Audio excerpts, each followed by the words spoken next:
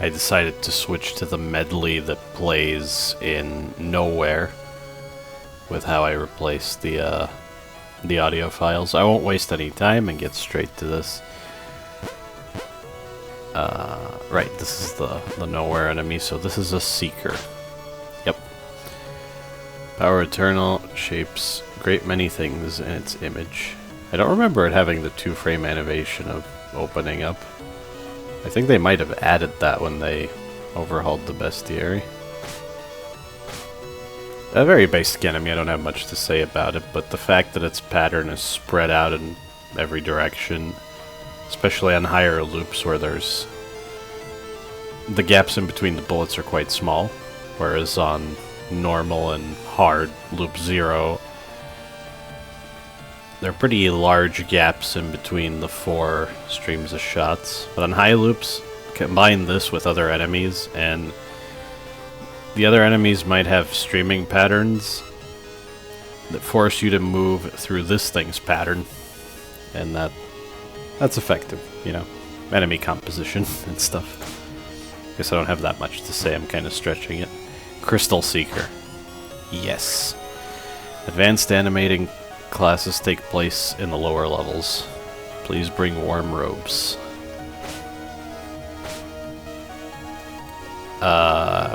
Pretty sure it does freezing damage. Is it supposed to say that here? Maybe it doesn't. Maybe its bullets are just blue. I'm actually not sure. I don't think of which enemy bullets slow you when they hit you, because I shouldn't be getting hit in the first place. Worth noting that these things are way scarier on high loops. Their patterns are very dense. I was impressed that I'm actually intimidated by them at that point. Eternal Seeker. Yep, this is what I mean. That's why I thought Demi-Skulls were Eternal Scullies, because of naming like this. This pattern has no end and likely no beginning. It goes on and on and on and on. It is very important that they don't deal any contact damage. I think I said everything I wanted to about them. They only have one pattern. I mentioned before that a significant difference besides them dealing double damage in hard mode is that in between the arrowhead-shaped clusters of small bullets, there are medium-sized bullets that block off the biggest gap in between the small bullet patterns, which is pretty effective. If you don't realize that, it'll catch you out and you'll get hit for double damage. And yeah, passing through them because they don't deal contact damage is great. Is this a Seeker head? Yes! I'm glad I remembered that at least. Issue 450. Superimposed values. The reason I think this is going to go faster is I really don't have as much to say. Tough late game enemy, appropriate for the late game. I think it always does double damage, which is nice. Yeah, by the time you get to floor 7, there should be double damage even on normal mode, probably. Spread pattern and aimed large bullets, so it is it's a combination of the two enemies, obviously. Nothing much more to say. Chamber head. Unconditionally hostile, like most of the facility itself. I like the way it builds up red in the center, and the moment it's full is when it fires. That's a nice visual tell for when it's going to shoot its projectile. Large projectiles can't be cancelled by swords. I figure I should say that at some point during this, so there is that. And I like that their attack has recoil, which might be relevant. You can account for that. And maybe you can position yourself in some rooms so that they recoil into an explosive barrel, and then you shoot it and kill them that way. Not that that's really the most useful thing, but maybe if you have the pea shooter and you're at low power. Yeah, I like the chamber head. Frost head. I should have said that first. Anyway. Somewhere in there is a dim glimmer of humanity. I do like how different they are with loop scaling, the frost heads compared to the chamber heads. that they shoot a spread of icicles, which are the ice equivalent of large bullets. And then the small bullets kind of punish you for trying to macro dodge. Whereas the regular chamber head is... you can micro dodge its high loop pattern, but macro dodging is still probably a good idea. Eternal chamber head. A spinning visage of infinity. I do like that this is one of the few exceptions where an old enemy gets new attacks in its eternal variant. Specifically, if it has line of sight with you, it can use sort of a standard chamber head attack, but with a spread of double damage bullets instead of a singular large bullet. And if it doesn't have line of sight with you, it'll never do that attack, and it will do its wall phasing attack much more frequently. The addition of homing bullets to that wall phasing attack on higher loops is great, and the devs are aware that that attack is really dangerous, and so they have level design that forces it to happen, where an eternal chamber head is trapped behind blocks that you can remove.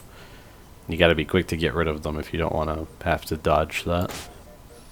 Or maybe use some other method of killing the eternal chamber head before it can do that move. Chamberlain.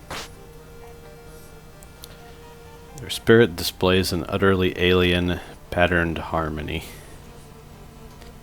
Chamberlain are not that tough, but the fact that their laser passes through walls is a big deal, and again, the devs are aware of that. I particularly love the room, the portal maze with 2 Chamberlain, I think is very devious and really cool. Because the thing is, if you can just shoot at a Chamberlain, it does its laser once and then it dies. And it's not actually that big of a deal at all. It does feel like a much larger, more threatening chamber head, though. So yeah, I like them. It's interesting that they can destroy blocks as well, and occasionally that's used in level design also. Reaver? Oh, you're a Reaper. Really? I could have sworn this was a Reaver, but okay. I think that animation also wasn't there before until they overhauled the bestiary. They find it very hard to open up to anybody else.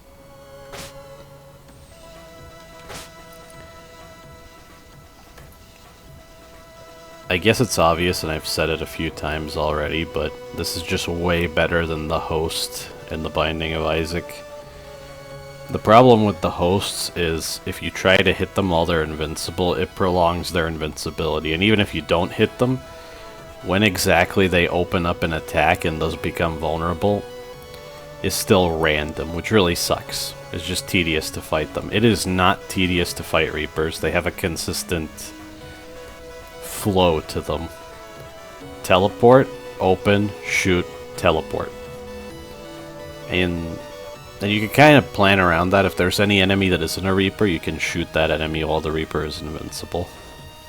It applies to any enemy that can turn invincible, but the Reaper especially.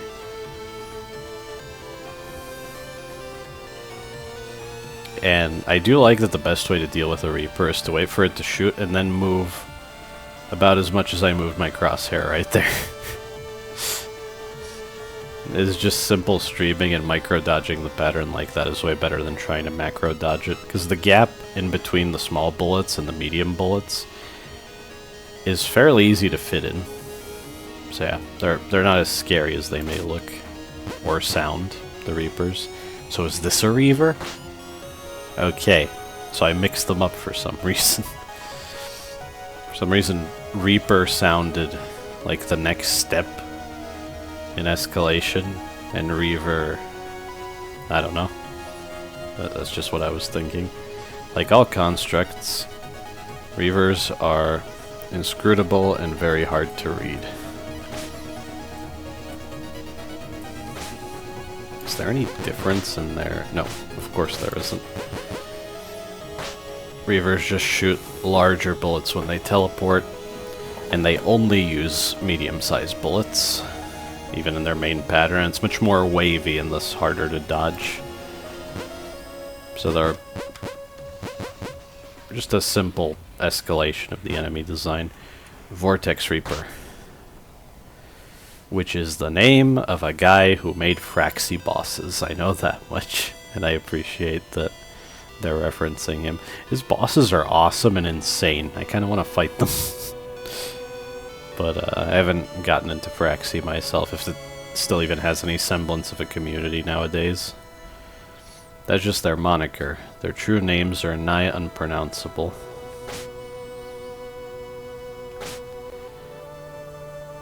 These are way nastier than Reapers and Reavers. I think on normal and hard and lower loops, they only have 2 attacks, and then eventually the black hole attack gets introduced on the highest loops. And even their bullet spread when they teleport is kind of intimidating on the highest loops. I really like that gimmick with the black holes. It's very memorable and distinct. Like, if you get hit by one of those, you're not going to forget that. I just need to get used to when they suck you in. I'm pretty sure you can dash away even if multiple Vortex Reapers do the sucking attack, but if it's unfair, I guess they could limit so that they can't all do it simultaneously. It doesn't happen often enough to where I can tell if it's reasonable or not, but that's a possible concern. Displacer? Hey! I guess I remembered correctly when it finally popped into my head at some point before these last 2 videos. They misunderstood. We do not own this power, merely borrow it. Would that be we merely borrow it? I don't know. Maybe that's a typo. These used to use the same circular warning indicators as lasers. And the, I think it's called the Annihilator. We'll see if I'm right about that later. But the new tel with the red ray scan thing is so much better. And you could do some really tight dodges just by reading that telegraph. That was a great change. And there's another change, that these guys produce bullets as their laser drags along the wall, right? And I think that was a thing in hard mode. But the Eternal Displacer? Uh-huh. Also used to produce small bullets, and a lot of them in a very chaotic mess. Now it just shoots the larger Chaosgod double damage bullets. I kind of prefer that. They're still threatening. The fact they shoot 2 lasers that close in is definitely way worse. And I think before, the lasers just continuously spread as they generated the bullets. So maybe it's hard for me to convey exactly how they changed Eternal Displacer specifically. But yeah, they were changed much more. What stares from without is a firmament of hollow eyes, and the intensity of their gaze could turn worlds to dust. Bumper. Truly theirs is a very unique kind of hell. This would be another instance where I don't understand why destructible bullets were added to this enemy. I really don't think it was that hard. Even... Wait, did it scale on loops in Relics of the Past? I can't remember. But even the max scaling in these loops, when I look at it, would not be that bad. And most of the time I micro-dodge through the indestructible bullets anyway. So I really don't get it. Like, were people trying to... Did people want to macro-dodge enemies like this? I feel like that's not the point of these enemies. That's why their bullets go out in every direction. And I'm curious what they have to say about these. And I think they were specifically changed in the new loops to generate more bullets when they run into each other, but they sort of toned down that behavior. because it was apparently really over the top. At least I remember something like that when they were teasing the new loops. Not sure if I'm 100% correct on that. Shard? Uh-huh. I'm glad I remember so many of these. Allegedly, a tiny shard of some old and unnameable machinery. Right, that is hard mode exclusive. And the loop effect is that they start shooting aimed medium bullets at you continuously, which is a pretty significant change. And I think their revenge deck also gets more dense. I don't know if it still happens on loop 13 if you're not in hard mode. If in normal mode they have no revenge attack. But yeah. I like the way they're placed in rooms. They do consider that they continuously shoot in 4 directions, so sometimes shards are placed to trap you in a box of bullets while other enemies shoot at you. I like that one danger room with the turrets and shards, or if you bomb, you can knock the shards into corners so that even less of their bullets leave the space they're trapped in. As simple as they are, they're used well. I like them a lot. Martyrs. As I said, retaliates on death. On death of another martyr, specifically. I know they don't want to spell out all the details of how enemies work, but that's how martyrs work, and I really like it. A spectacularly poor way to store razor blades. Yeah, it's cool to have enemies like this. Damaging them evenly and knocking them all out in as short a time frame as possible is often the right approach if you're weaker. I'm sort of repeating myself, but I think it bears repeating. Zealot. Should have said that first. I still don't understand... Well, I guess I'll read this first. Not everyone needs a reason. Spins better than some of the ghost rings I've seen. I think that not everyone needs a reason part explains that these just attack whenever they feel like it, unlike the martyrs. Although it says retaliates on death, so I'm not sure. Because they don't have a revenge attack, so... Do they attack whenever any enemy dies? I'm not entirely sure on these guys. I do with these guys what a lot of players do with the martyrs, where I just react to the wind-up for their attack, and that's it. I don't know if there's something else that I'm missing. I'd be curious to know. Please tell me.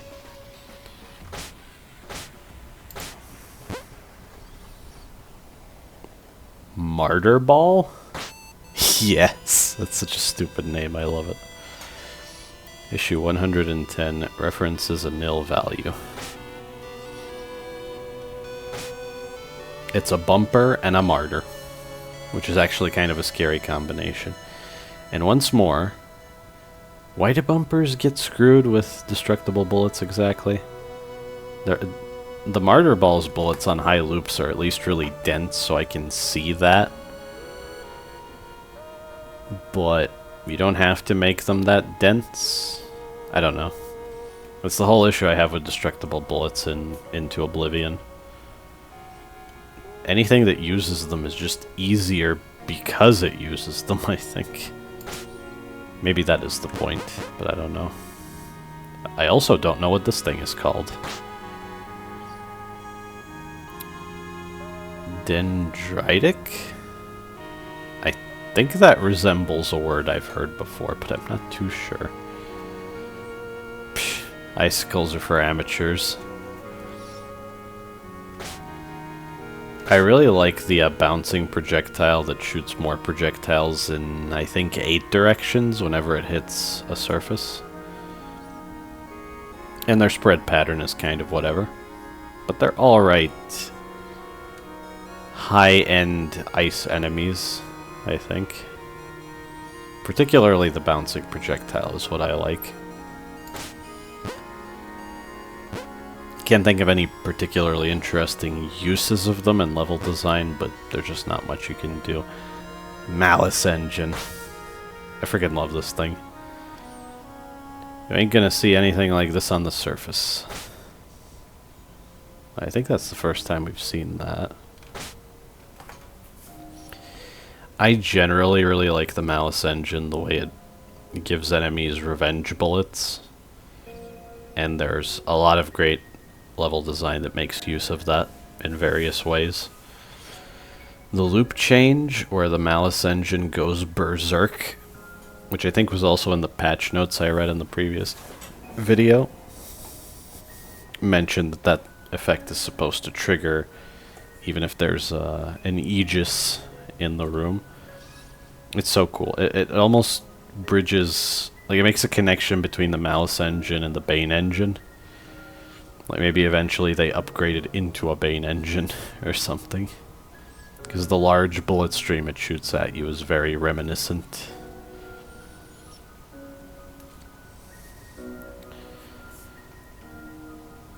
So there's something more I wanted to say, but I guess not really. Yeah, it's just... it's used very well in various room designs. Speaking of which, Bane engine.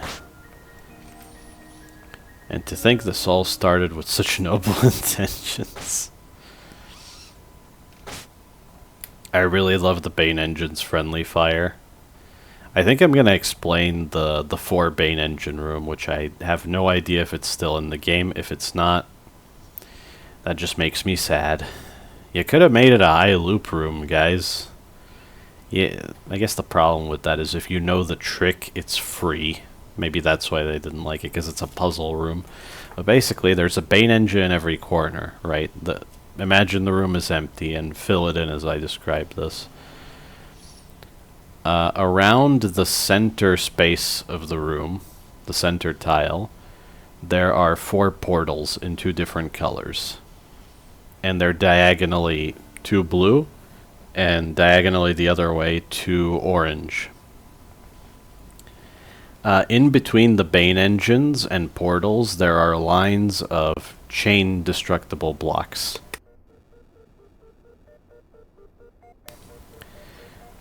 Now, those blocks mean that if the Bane engines target you while the blocks are there, they're going to do their exploding rune attack. If you destroy the blocks quickly enough before any Bane engines can target you, then they're going to target you and do the projectile attack.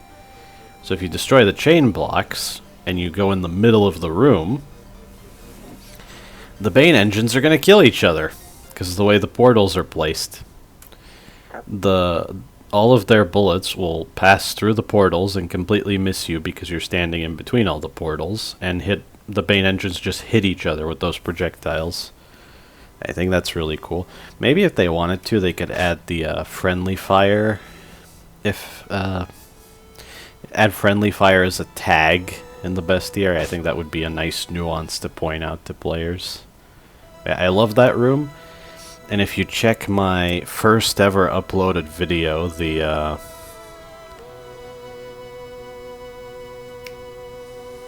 first minimalist challenge run I wanted to do, I left a comment on it now with a timestamp of when I encountered this room, which is part of the reason that failed run.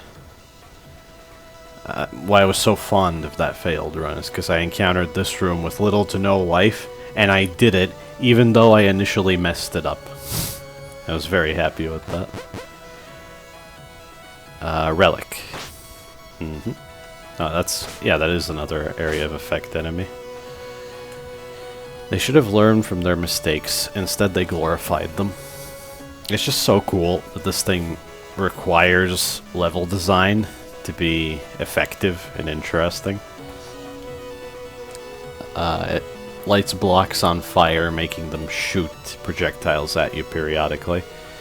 And initially, or before Into Oblivion, I mean, the blocks affected by the area of effect of a relic would instantly shoot projectiles, with those projectiles immediately traveling at their max velocity. Now they spawn in and speed up to their max velocity, which is so much better. You're not just going to get hit almost immediately if you're close to a block affected by a relic. And yet they're still hard. Some of the level design in Into Oblivion, especially the new rooms that use relics, are still tough, nonetheless. You're just not going to take hits for stupid reasons. So, I love the change to this thing. I love how it's used. I have no complaints. Focus. This place has many eyes. I really like how they scale with loops where they fire a volley of lasers. It makes them so much more threatening while still keeping them exactly the same. So you have to stream lasers, which I don't think happens that often in shmups, but I really like it. And of course these are used by Observer, I think it was, the mini-boss. Hopefully I can get to the mini-bosses this video.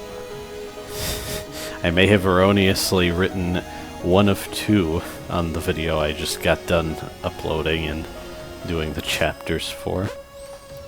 Is this a transistor? Yes, okay. I'm happy about that. The Great Circuit runs its course through most of the facility, but is seldom seen. I just really like how the level design is built around these things. It's one of those enemies. The nodes, I think it'll change the connection to be the shortest possible path through each node. So in some cases you have destructible blocks and transistors, and you'll see the change happen in real time. And depending on the room, you'll either want to shoot the transistor itself, which has more life than the nodes by quite a bit, or you'll shoot all of the nodes because reaching the transistor itself is too cumbersome. Or maybe the nodes have Aegis barriers on them, making them too much of a pain to destroy to where you would want to destroy the transistor itself. So a lot of different scenarios where you'll handle these differently, and I really like that.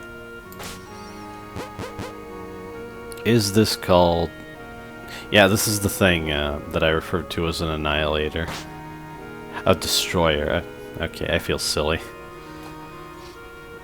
Annihilator is also a good name for this damn thing. It also has my favorite message here. Somewhere, somehow, somebody dreams of a better world, and you're not a part of it. There's something really badass about that, especially knowing how this enemy works. Another enemy where entire rooms need to be designed around it. If there's no cover, this thing is unfair. It's like an arch-vial. I think I said that at some point. If you put an arch-vial in a room, you're going to have to design the room around that arch-vial, or the players will be really upset. Same thing with the destroyer. And again, attack that requires cover, in this case actually requires it, and an attack that forces you out of cover, and that's enough to make this thing a problem. Add more enemies to the mix in various scenarios, and it's so cool, it's so memorable. I think this is more memorable than some of the mini-bosses, honestly, and I almost consider it a mini-boss in certain cases. So yeah, love it. Cracked, broken, and shattered ones, but I don't know in what order. Shattered one. Some couldn't escape. I'll just talk about all of them together, but I'll show their things first. Broken one. They're a part of this place now. Cracked one. They too will be consumed in time. I just noticed this doesn't show a specific tile graphic because it can be any tile. It's the thing inside that is the enemy. They're just used so well. They're great in floor 6. They're even better in floor 7 because they're so unexpected. And then when loop rooms have them on earlier floors, I definitely wasn't expecting that. And they sort of mess with the debris collection mechanic, because if you don't realize that any one of these 3 enemies is going to appear in the room, you might try to kill all of the other enemies without getting close to them to pick up the debris. And then if a cracked, broken, or shattered one appears, you may lose a lot of that debris because it won't get collected until you kill this enemy as well. Some rooms are designed so that they seem non-traversable when you're first killing the enemies. Floor 6 does this in a few cases. But then the blocks wake up, and that's how you get out. Or get through to the other door in the room. I mean, mirror head. It's you, but the reflection keeps twisting into something else. I think maybe, there aren't that many examples of it, but retaliates on hit would be an appropriate tag for the mirror head if it becomes a common enough mechanic in future enemy design. I really like it. I like that DPS threshold that causes them to shoot in 8 directions. And that on higher loops, the shots they fire pass through walls when that happens. And their regular retaliation also shoots half wall piercing attacks. Yeah, it's cool. They actually don't do anything other than slowly move towards you if you don't shoot them, so you're completely in control. They're actually one of my favorite temple enemies the more I think about it. The rooms they're in really encourage you to think about when you shoot them. I don't know. This is the statue holding the various weapons. Watcher. It looks like someone. If I choose this again, is it going to have different weapons? Or I guess not. Isn't there at least one other weapon it can have? I don't remember. Maybe I'm wrong about that. It is neat that this is an actual tile, or I guess prop, placed in the room. And these are the actual hitboxes of the enemy. It feels unlike anything else in the game. And I think you can take cover from some of its... or I don't remember actually. Do the bullets from these pass through the statue itself? You can definitely take cover from other things behind these statues. At least I think so. I'm starting to doubt myself. I do like Watchers a lot. It's just the homing component is really annoying. Though I think if you move constantly, it will miss you, even if there's some random deviation to it. Which I think there is, but maybe I'm wrong about that. I think I died to this in Temple at some point and saw Dominion? Uh-huh. That is right. Primordial magic watches over every corner of these halls, purging interlopers. I think it's so cool. Similar to the Engorged, how it doesn't aim directly at you with its attack. It aims at a wall that will then fire a laser that intersects you. That's how it aims at you, and that's very unique. And again, I love those large projectiles that project lasers from walls. Also, the sprite is beautiful. I love it. The more I see it, the more I like it. What is that? I have no idea what that is. I would make a guess, but let me just see. Oh, the power orb. Cracking the mirror-like surface of this orb is said to bring grave misfortune via death by bullets. I don't actually remember what the hero core thing was called. I looked it up at some point, but I forgot. I think that maybe these are supposed to be a reference to that. Maybe. Or I'm just seeing things. It is interesting that they act as invincible turrets until you kill everything else. That's... I don't think there's any other enemy that works quite the same way.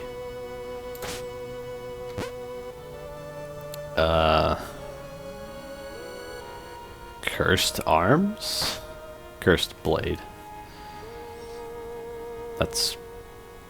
The reason I want to say cursed arms is because they're not all swords, but...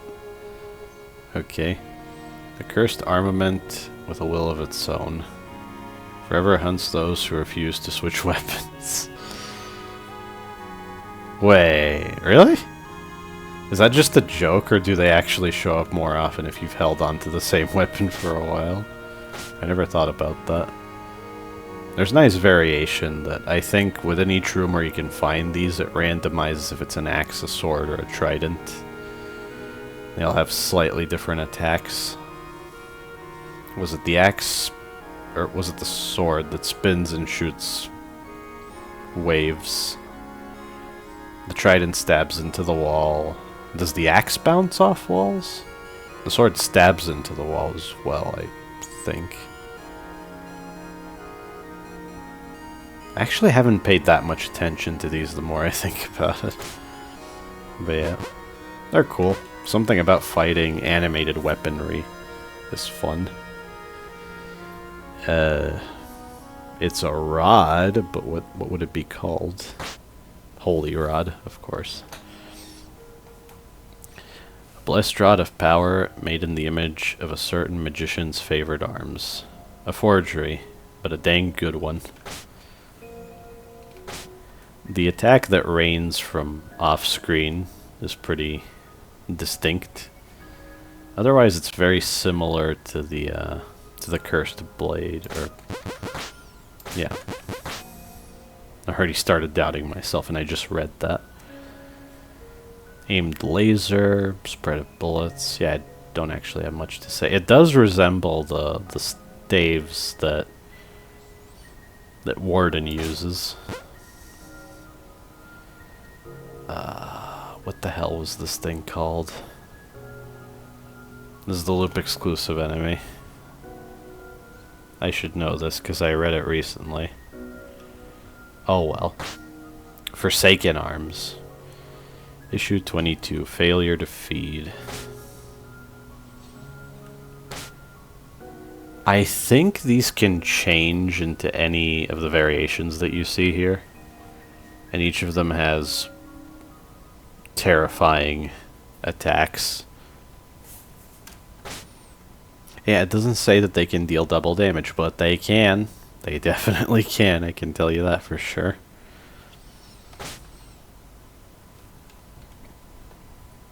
I kind of like the attack with the vertical and horizontal lasers. It's a very scary one, and it's the first impression I got from these things.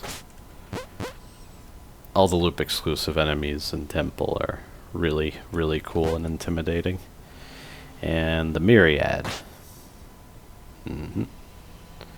I think if you talk to the Myriad, it speaks in binary? I haven't talked to it in ages, but I seem to remember that. Born of primordial magic, and once countless, but time is the most patient destroyer there is. So these are the last few that are left. And I guess the ones that are fighting alongside Floros. I have too much to say about this boss. I think I've seen a similar design before where you're fighting a lot of the same thing and they act as a unit, and as you kill them, the less of them there are, the harder the remaining ones are fighting to make up for the loss of numbers. That's exactly how the Myriad works. It's cool. I like that it always gives you a cartridge because cartridges are fun. If Cavalier gave you a specific other subset of cartridges, I would prefer that to a freaking damage up, but it is what it is. And that was the constructs. I think that's the largest group of the remaining ones, so let me see how the pace is before I continue. It's pretty slow, but I think it'll be comparable to the other video if I finish it, so here we go. Mages. Electromancer. Be responsible with your powers. Proper, straight aim prevents friendly fire. Which is funny, because these guys don't have any friendly fire. Staying diagonally aligned with them makes it so that they can't attack, but much like the wise guys, that comes at a cost of limiting your movement if there are other enemies that you'll have to dodge while you're killing these guys. And yeah. I still think it would have been very clever if on loops they also shot diagonally. So that there is no safe spot at that point. I was wondering if they would do something similar with crawlers.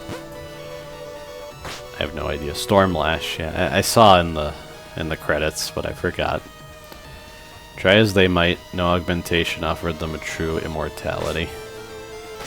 I want to touch on something. I think I did actually see a teaser of Max Tilt Stormlash and Electromancer, because they produce spark bullets with their lightning beam when it hits a wall.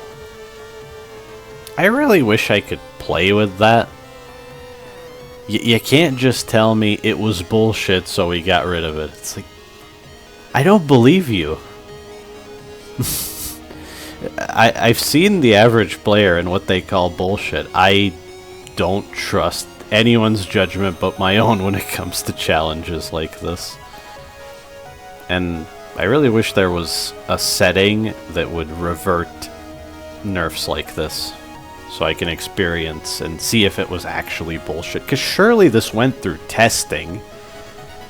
Like, surely you didn't just scale up the Stormlash on higher loops and test it in an empty room, ignoring that it's used in much more specific situations. If you did that, well, that's on you. You should have tested it in pretty much every room it appears in. Like, they do have an index of rooms. They do test the rooms they make, right? I don't know. I personally thought that Stormlash and Electromancer, after the nerfs on higher loops, didn't feel very different at all. And I think that's kind of lame. They could have stood to be way harder, for sure. They die fairly fast. I think it was fine. Oh well. This is the nowhere electric mage. Vardamancer. Yeah, I wouldn't have gotten that. I am all of us. I think there's some interesting things with this. It's the common trope of an enemy that summons clones of itself, and you have to figure out which one is the real one. I guess since the clones instantly disappear when you shoot at them with anything, regardless of damage, and this guy's really beefy, that's one way of checking where he is.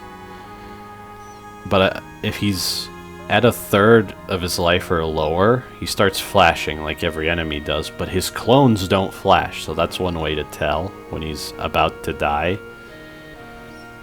Or if he has a halo, I'm pretty sure the halo sticks with him even when he summons the clones. Which is neat. I do like these guys, they're pretty tough. I'm fairly certain that the clones shot non-destructible bullets before.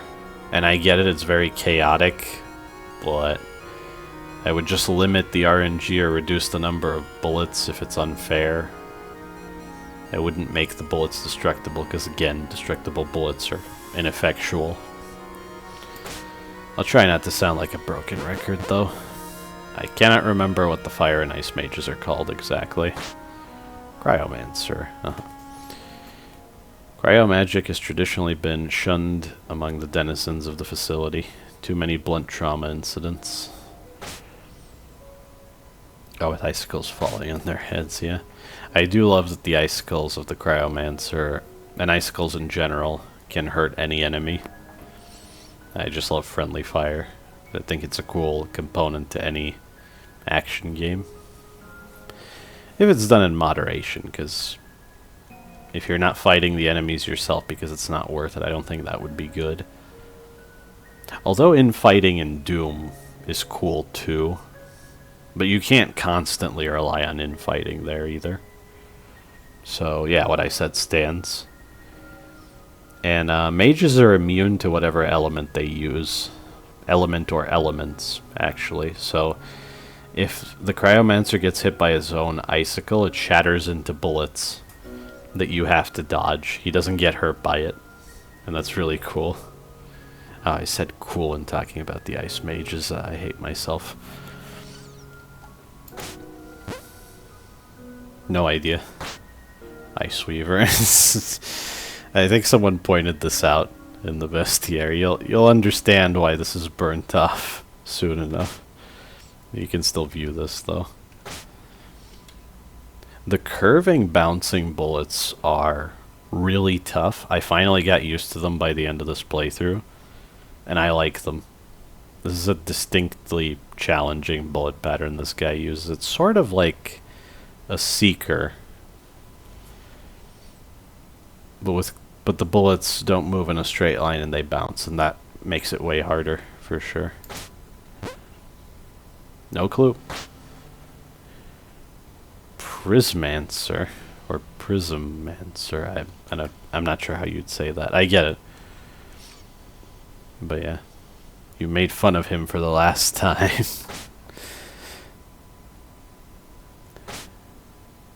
Giving these guys, I realized when they were added in Relics of the Past, they hadn't finalized, or maybe hadn't even thought of the unique halo that they have now, which has a slowing ice aura. And I really like that the unique boss, the Council, in Trial 5, one of the Council members uses a full screen ice aura, making you move slowly, and that's what makes that pattern distinct and difficult, and I like that a lot.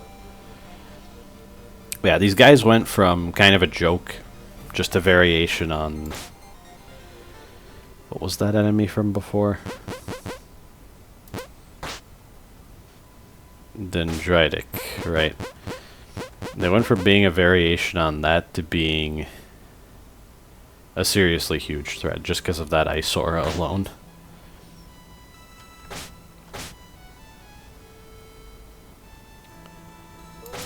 And yeah, I otherwise like that they use that bouncing projectile that shoots out more bullets when it hits a wall. Pyromancer, should have gotten that one at least. Pyromancers, on the other hand, have always enjoyed the most spotlight.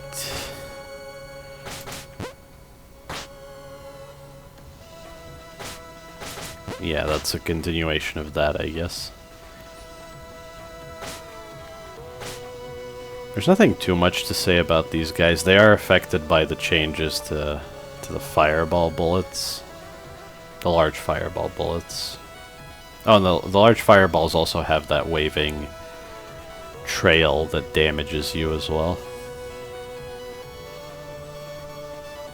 Nothing much more to say. I think in normal mode they just shoot one fireball. In hard mode they shoot the two small fire trail bullets to the sides of the fireball as well. Infernalist. Fire magic 1, loser magic 0. I think that's why this is burnt off. The fire mages bully the ice mages. I get the joke.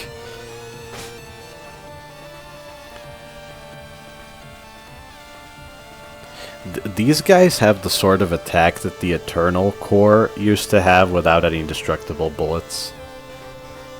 So if this is still in the game, clearly that type of attack is not a problem in and of itself.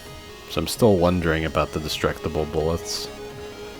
Haven't accepted the changes really. I require further justification. I don't know. Sentinel head is what I would say. Flame Seer, yeah. Fool! This head is an upgrade.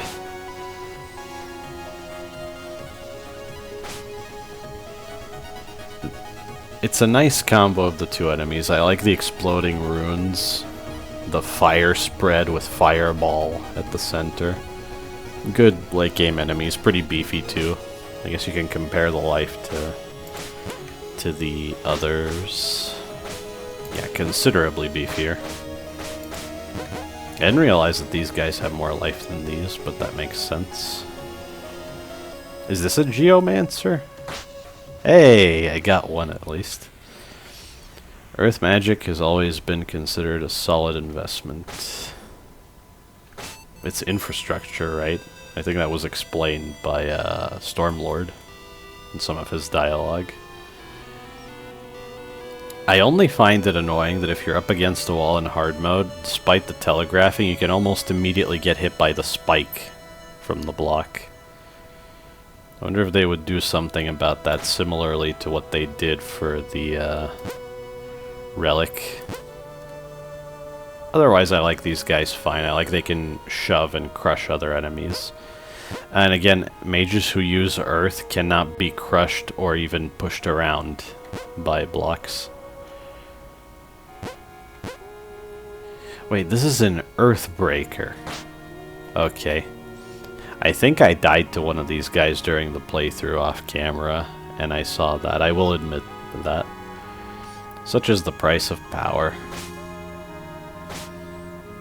It's cool how you can manipulate them to break specific things. Level design uses them well, to where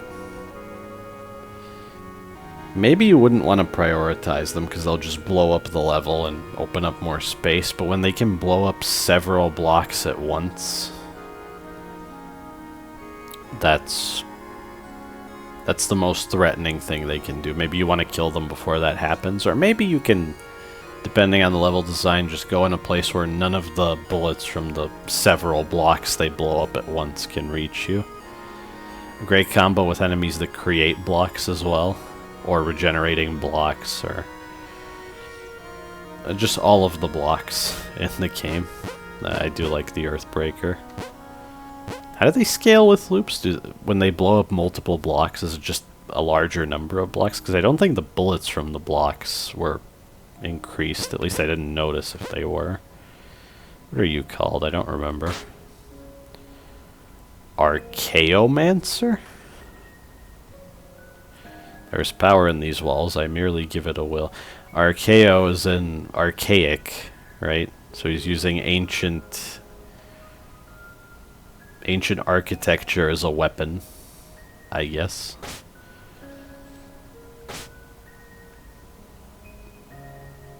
I think depending on RNG, these guys can be really nasty if they surround you with blocks in the worst possible positions. And a great combo with Earthbreakers, of course, to have both of these in the same room. Yeah, nowhere enemy. Pretty tough.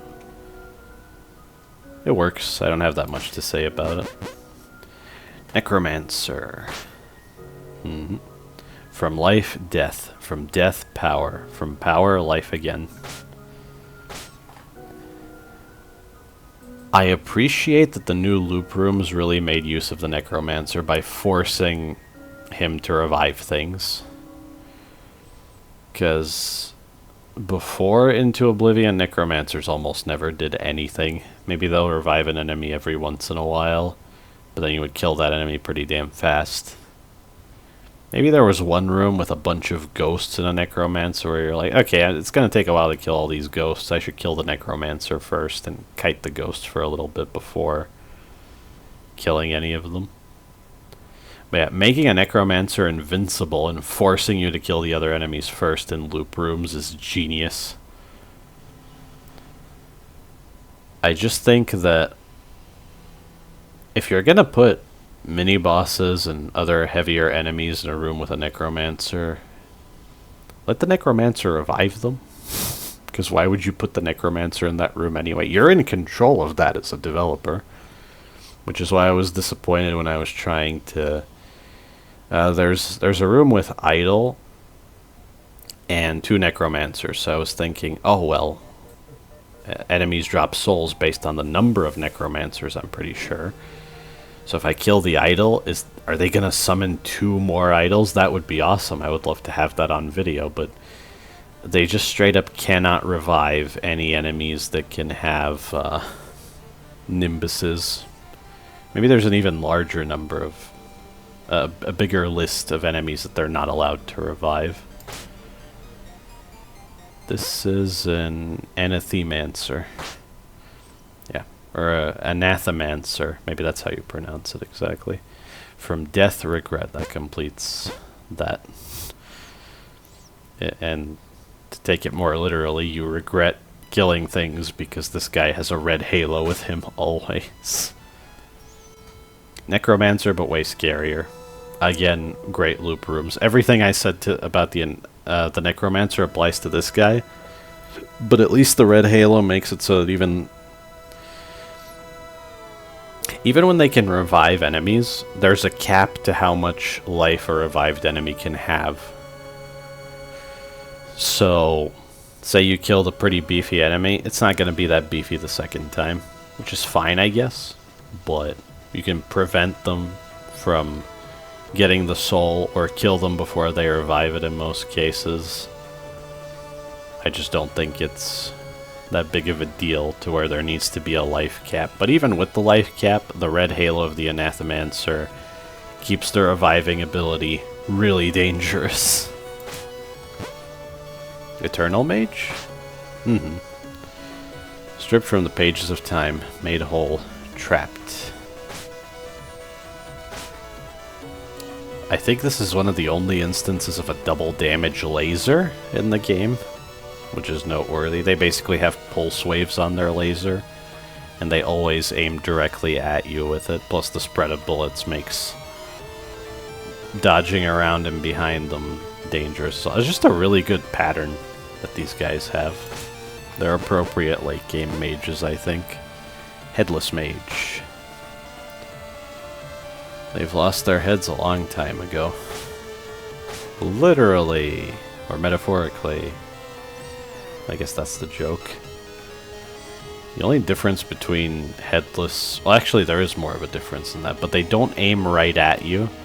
They sort of aim ahead of you, or away from you. And the spread of bullets is much more chaotic, so even dodging that is different. I like it as a variation. It's kind of unnecessary, but it's put to good use later. Omnimancer. Love the Omnimancer. Long ago, the 4 elemental schools worked together in harmony, but it all changed when the fire mages took over it. Avatar: The Last Airbender. Yeah. A friend got me to watch Avatar, by the way, and I felt like, where's the show been my whole life? It's so good. It's genuinely one of my favorite anime series. And that is what it is. Like, I don't think anyone can really argue with that. Oh, but it's Nickelodeon. It's like, who cares? It's still a big saga like that. I like how the Omnimancer can surround you with those eye blocks. I like all of his patterns. The fire and exploding rune attack forces you to move, which combos really well with trapping you in blocks if you're not quick to break them all. Or you only break the ones that are between you and the mage so you can shoot him faster. You'll get punished for that if he does the exploding rune attack right after. And since this guy uses all the magic, he is immune to all magic. He's immune to blocks moving and crushing him. He's immune to icicles. He's immune to explosions, I'm pretty sure. So I think if you were in a room with a Bane engine and this guy, the exploding runes of the Bane engine wouldn't hurt him, but the projectiles would.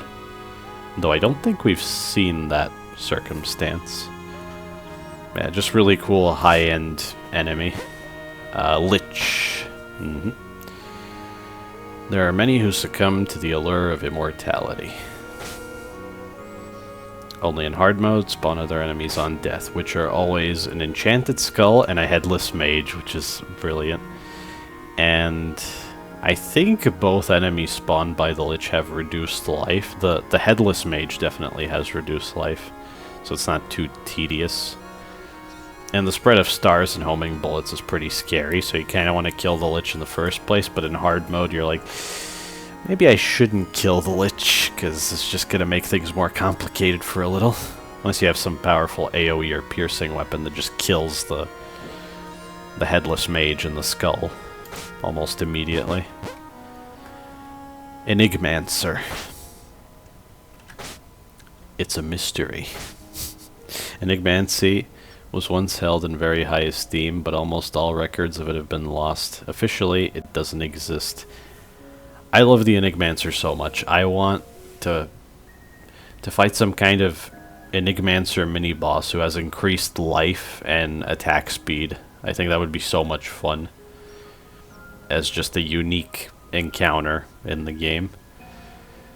These guys have more unique attacks and behaviors than Monolith. And that's what makes them so cool. How much life do they have? That's quite a bit of life, but it's not that much considering how many attacks they have.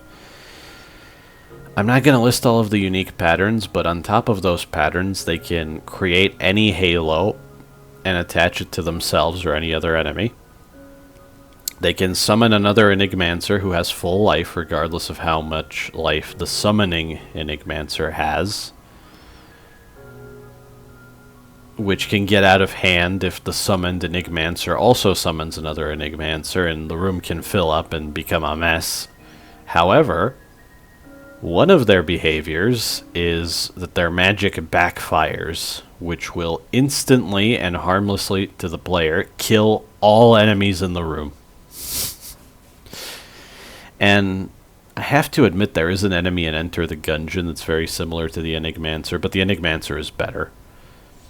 The Gungeon enemy is basically a giant D20 with a face that, similarly to the Enigmancer, rolls a random number and does something. If it rolls a 1, it dies. If it rolls a 20, I think it does all of its patterns at once or something, but it's just not as good as the Enigmancer, I think.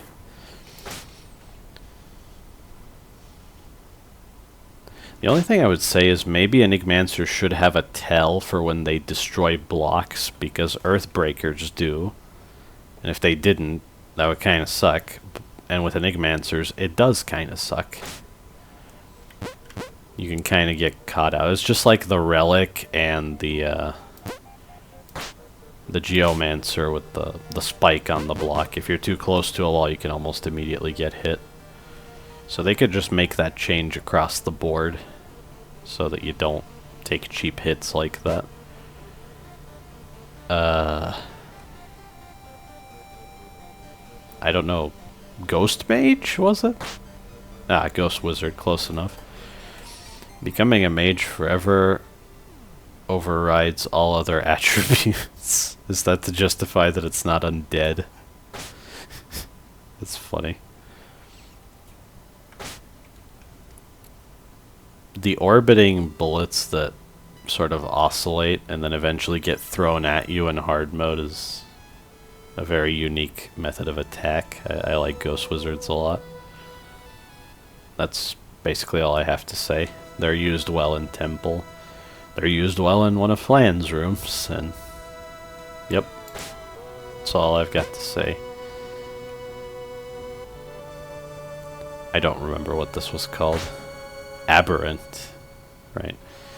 The strongest willed snap the hardest. I do like how tough these things are. It's like the Bane Engine's attack, but with much more of a random spread, and you can still micro-dodge it. If it's possible to strafe around them, then obviously macro-dodging and streaming it is easier. And I like how they get... that their attack gets even more rapid, and I think faster. Like, the bullets are faster, I think, on higher loops. I know it's more difficult, that's for sure. The Ascended one. I think I called... I messed up his name the same way when I was trying to recall it the first time. And the moment I understood, I became nothing. You will too, in time. It's such a cool gimmick that he creates completely uncancelable bullets that block your bullets, and you can push them around. And they create bullets whenever they bump into each other or walls. I guess they're sort of like invincible bumper enemies, kind of. The changes to this guy on higher loops are so cool. It's funny that when you get rid of that sick-ass halo that he has after destroying all of the keystones... I think they're called keystones. Come to think of it, those are not even in the bestiary, aren't they? Huh. But anyway, when you destroy his entire halo and he has only 1 hit point, which doesn't say so. Yeah, 1 HP. When he finally emerges from the background and starts spamming homing shots at you, is really funny. And on higher loops, when, or maybe loop 13 specifically, I don't know when it happens. Eventually, when he becomes vulnerable, he gets surrounded by 6 Aegises spinning in different directions. And he shoots a spread of homing projectiles very rapidly as well. So even the joke phase becomes a serious threat on high loops, especially if you have a weapon that can't easily finish him off through all those Aegises. I'm going off the assumption that those are called Aegises. I think some of the things I read in the patch notes I'm not going to see here, probably. For instance, I don't remember... Well, there's nothing to remember. I guess if I died to every unique thing in the gauntlet, which would be very difficult to do, then I would know the names of some of the unique enemies there. Where was I going with that? Something of... Anyway. I really like Ascended 1, and he gives you a unique weapon, which is fun. Unless it's a weapon I hate, but... that's fine. So these are the creatures. There aren't that many of them. They're not any of the previous 4 types. That's what a creature is. Monolith used to be a creature until they changed it into a... I'm pretty sure a construct. So that's another good use of one of the tribal keywords. Overlord is a machine, also. Swarmer, the most advanced form of life on the planet. Declines notwithstanding. I think swarmers are kind of ineffectual.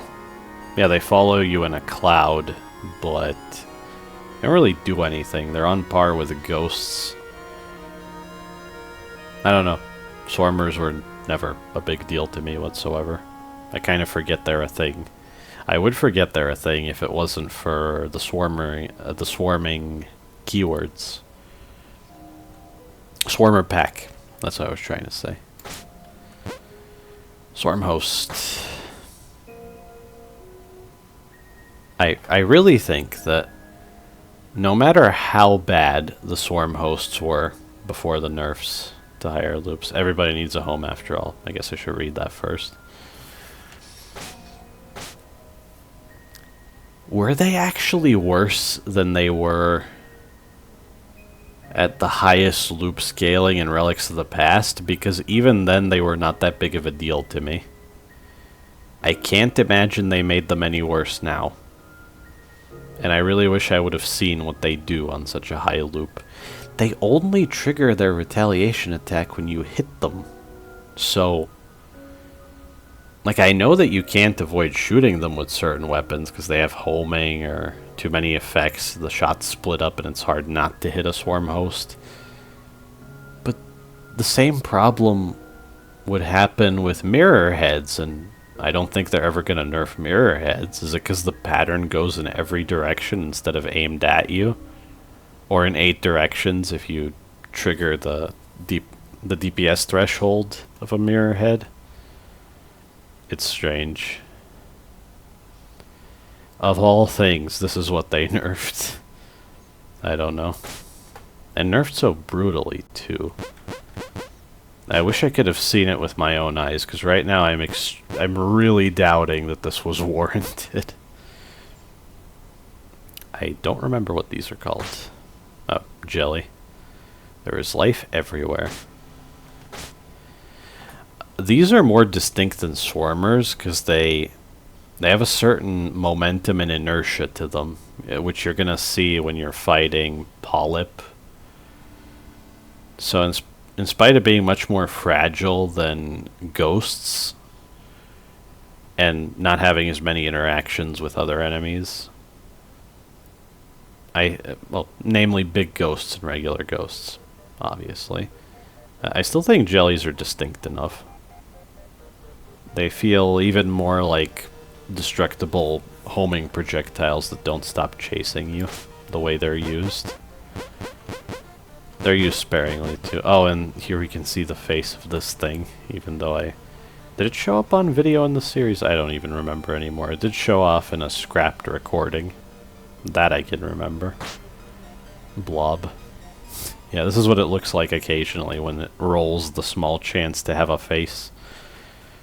Some of this stuff is so bouncy you could swear it was alive. It's a cute enemy, I don't have much to say about it. It doesn't say so here, but in hard mode it spawns jellies. On normal mode it just dies, and that's it. That's all. The one room where you can get cryomancers to kill these with icicles is kind of interesting. Because they're stuck in 2-tile wide gaps near the ceiling. You may remember that room if you've watched this entire series. I don't know how many people have done that. Maybe one. This is a beast. Oh, they gave it the Circle of Darkness because it's supposed to be against a black background. Opening the conduit to Eternal Domain. Isn't it the Eternal Domain? Maybe I'm nitpicking too much. Has ever since attracted freeloaders.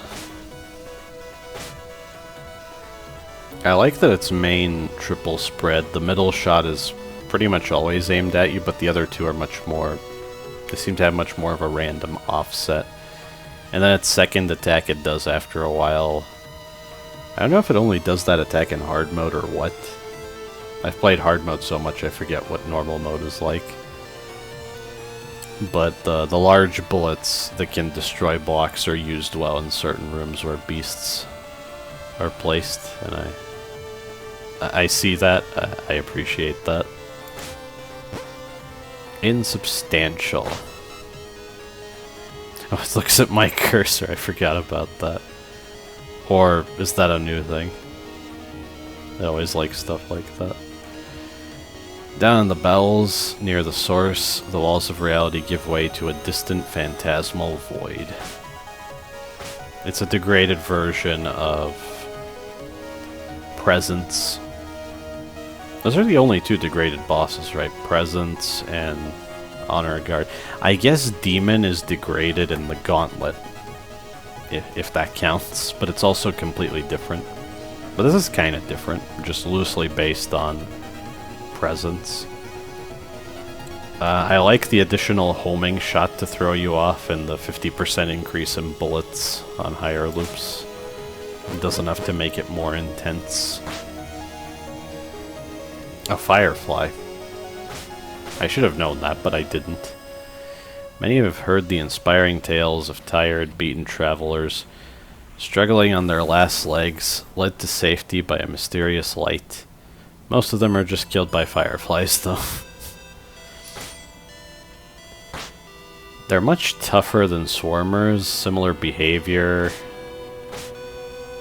The attack where they blow up like crazy ghosts is dangerous enough that I want to kill them in spite of how tanky they are, but I don't really have anything more to say about them. They're fine, I guess. I guess they suit Temple well enough. There's like a minor critter in there. And this is an SBR_eater. And I'm not going to be able to show its entry because whenever you pick it, it shows a random entry. And if you keep doing it, that happens. And it sends you back to the title screen. I think there's some chance of seeing its entry. It was something really, really creepy. As if that isn't creepy enough. Oh, really? Crap, I forgot which track I was playing. Alright, it was Abyss. I'm glad I was quick on that. These are Nimbus carriers, I'm gonna call them. These are the mini-bosses that can have Nimbuses, but don't necessarily have Nimbuses.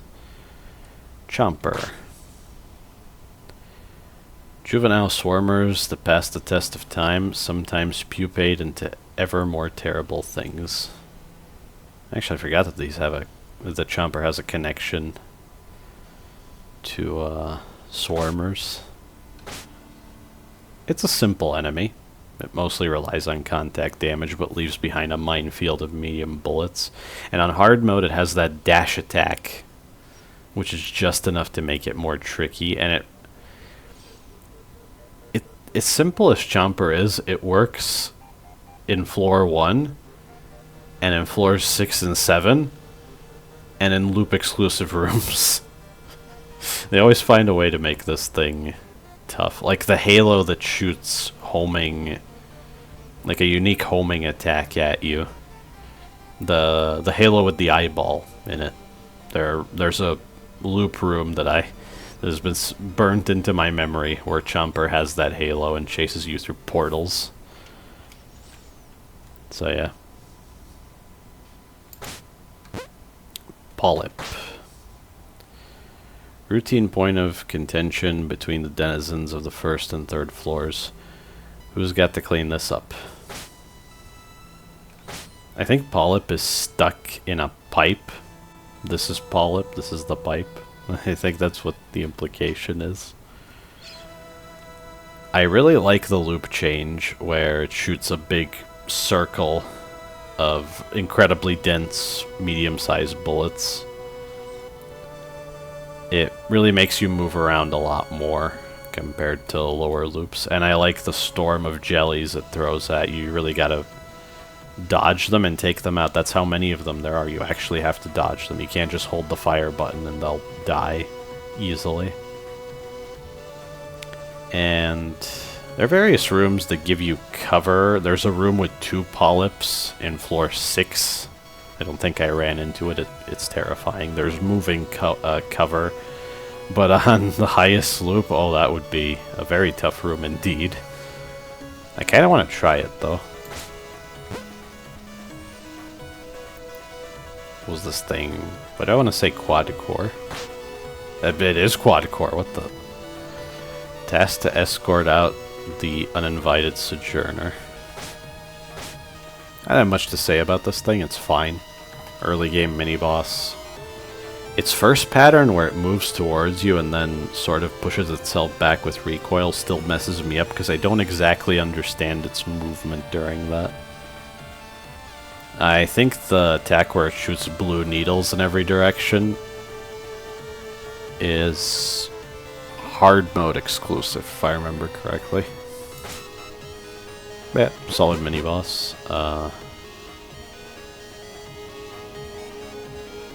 Why can't I think of what this is? I should be able to... Are you Shade? No, I think this is Shade, so this is... I give up. It's been too long. Ah, it's Heavy Crawler, of course. The eyeball alone just didn't... It didn't come to me. Unlike some posers, it lives up to its name by crawling and being very heavy.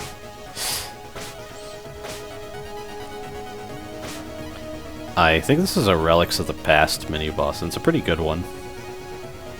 The way it flips, like, VVV, VVV. I think in hard mode or high loops, it triggers a flame bullet burst whenever it lands. Overall, just pretty good. I like it. I like its big storm of projectiles that it does that ends in a spread. Maybe you know what I'm talking about if you've fought it in hard mode. Archivator. Power Eternal was discovered, forgotten, rediscovered, and then made impossible to forget. There's something that really amuses me about the disc bullets. They're barely used outside of Archivator. I think one form of database uses them. And yeah. I think the most noteworthy thing about Archivator is that he can redirect the discs after firing them. which is his biggest... It's the most unexpected and dangerous thing he can do, I think. It's funny that the data is so disposable that it's shooting discs at you, or at least it doesn't care anymore. Centron. Hobbies include long naps.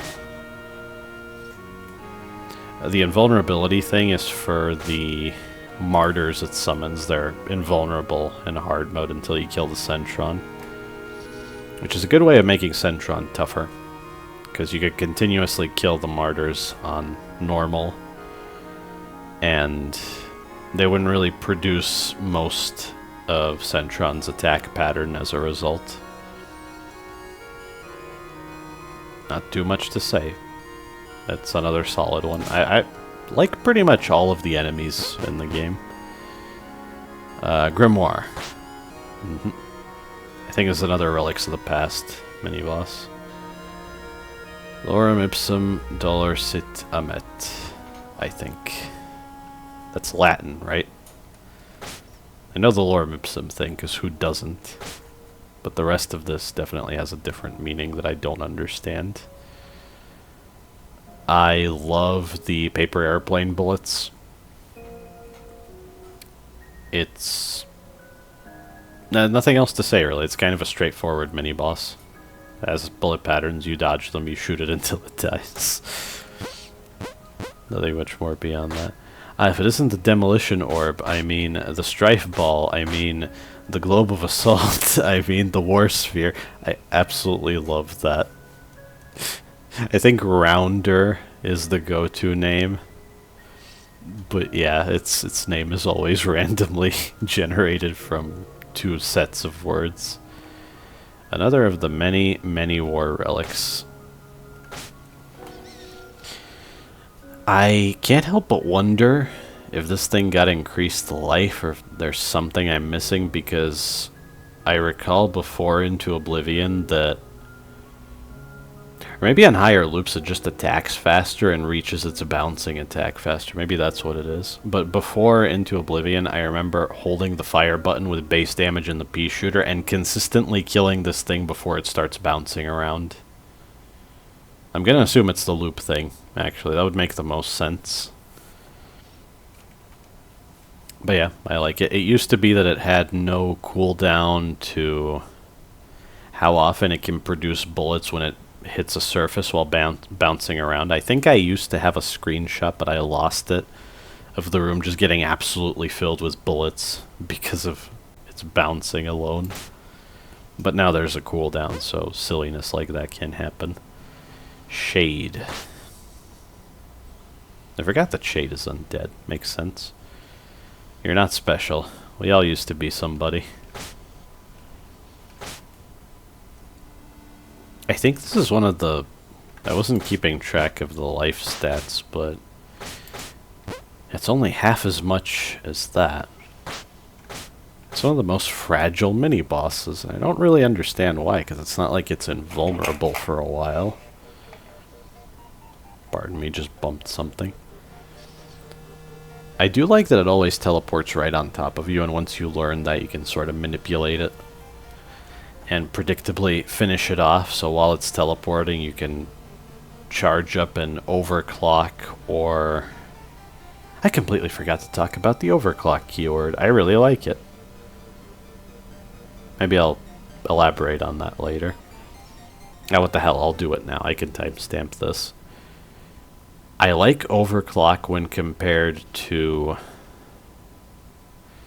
Like, the reason I don't like front load is it doesn't require any change in playstyle. It just gives you damage passively, based on something that you can't really influence mid-fight at all. With basically no exception. Whereas overclock requires you to stop shooting to build up a damage buff. And the amount of time it takes to reach maximum damage buff is always the same regardless of the weapon's fire rate. So depending on the weapon and the circumstance, it may or may not be worth it to charge. And that is so much more interesting than front load, it's not even funny. It's infinitely more interesting than front load. honestly. Yeah, something like that would be very good for taking out Shade after it teleports. It used to kind of annoy me that Shade can spam Lost Souls at you, but it's not really that big of a deal. You can focus it down, it has so little life, even if... It could only possibly be annoying if you're at base damage with the pea shooter and Shade just keeps spamming Lost Souls and it becomes kind of annoying to finish it off. But even then it's tolerable. This is the giant worm, right? What the hell was it called? Intruder. Some of these tunnels are natural, some are man-made. Others are better left undisturbed. It's a really cool mini-boss. It's big, it's impressive. Is it like an earlier stage of Devourer? Because it's a creature, I think it's related to the Swarmers. But yeah, not much more to say. The rooms it's in are weird. The ones with cover just seem easier to me than the ones that are completely empty. Maybe it's just me. Observer? Life is droll when you've already seen it all. Overseer. Did I say observer? What the... How did I misread that? Okay, I got that wrong. Overseer. It could either surround itself with foci, or fill the room with them in random positions. I like that the number of foci it fills the room with scale with loops, but the foci that it summons are not loop scaled, because obviously that would be ridiculous. But I think the ones that orbit it probably should be loop scaled, because that can work. You can stream the lasers around the Overseer. My biggest issue is when it uses the orbiting ones and you have a weapon that can't really avoid killing them all. It's going to trigger its attacks when you kill its foci much more often, and it's going to teleport and do the spread of bullets. And the only thing that annoys me is that it can teleport right next to you. I'm pretty sure you can always react to that, but it's so much harder than the average circumstance that's kind of jarring whenever it happens. I otherwise like this thing, though. I'm not going to say anything negative about any of the enemies, pretty much. Including Funnel. It's a Pipopede, but a mini-boss. Bullets. It funnels bullets. I think the segments shoot the fireballs at random, and the center always shoots that spread similar to a Pipopede. The thing is, the segments are way tankier than the main part of it, so you really don't want to shoot the segments, which is why Chaos rolling a triple shotgun pulsar was the dumbest, most frustrating thing that could have happened when I was playing Chaos that one time, where I went on a rant about that. I like Funnel, though. Can't help but wonder if the... I think I said this earlier, if the fireball bullets were changed to have destructible shrapnel because of Funnel. Which would be kind of strange, because I got used to fighting Funnel. It was only a nightmare on old loops where the fireball shrapnel scaled with loops, and eventually it was hyper-dense rings. Then Funnel is insane and kind of unfair. In the average circumstance and in any circumstance Into Oblivion, it's fine. It's just pretty tough. The room with two funnels, one on the top, one on the bottom, was pretty intense. I actually really like that room. It's memorable. What are you called? You're Interceptor, right. Apparently, some of the stuff they've added to the game is actually from some really old vertically scrolling shmup project, and I distinctly remember this thing being from there. The first strike was planned to be swift and merciless. The heralds of the invasion will intercept any force capable of providing an advance warning and destroy it. I think it's cool that this thing goes into the background. I like the 2 shields it has, again making... Well, I say again.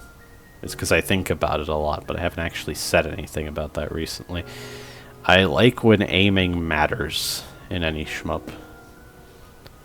And this would be an example of that. To shoot around these barriers. Even if you have a piercing weapon, it does less damage to pierce through the barriers than to hit the main body of it. It's got a nice rhythm to it, where I guess it's sort of comparable to a Reaper, where it attacks and it's vulnerable, then it's invulnerable and you gotta wait. But it's fine because there's something to do with the background attack while you wait for it to become vulnerable again. So I don't mind that. Red cap.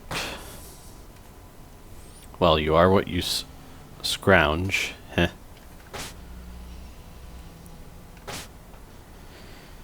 I think Red Cap's bullet patterns were toned down on lower loops. And I'm not sure if on loop 13 it's quite the same as it was before in hard mode. Particularly the orange or red spread of bullets. I think it's more orange, actually. So it's one instance where they kind of made this thing easier in general, which I didn't think that was necessary at all. But fine, at least it's back to being, and possibly even harder because of the way crazy ghosts scale and it spawns a bunch of crazy ghosts. This is another example of the bullet patterns in any room with cover are very easy, but then the crazy ghosts flush you out of cover. So, although Red Cap is very susceptible to cover when compared to other enemies that work that way, it still tries to get you out of there. And it's like a really, really big hermit mini-boss. Plus it also just kind of looks cute for some reason. I like this thing. Idol. My nemesis. My no damage nemesis, anyway. Back then, their errors were relatively minor. They only wiped themselves out. Oh, it only does double damage in hard mode. That's right. It has some double damage bullets in hard mode. I think the way it can jump around is limited enough that it can never do anything unfair, but much like Overseer, yeah. When it warps right next to you, that can feel like a huge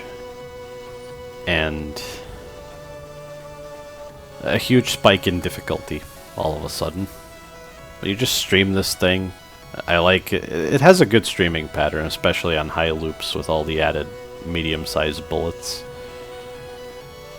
I think the lost souls around it kind of act as a shield, but I never paid too much attention to that. It's fairly beefy, but I think the shield contributes to that, if it is a shield. The lost souls are invincible, so they're more like bullet spawners than anything.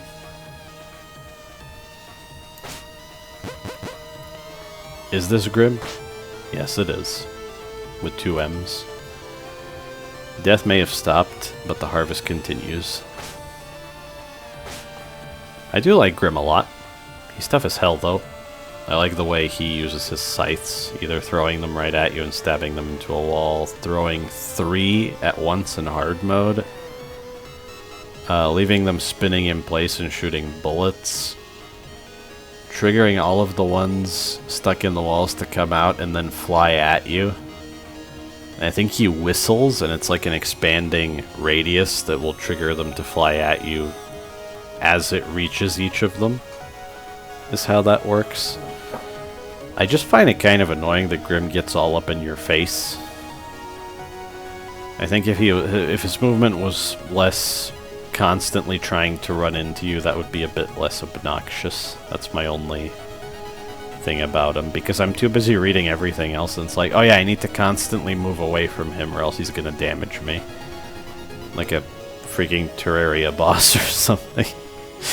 You kind of fit in, honestly.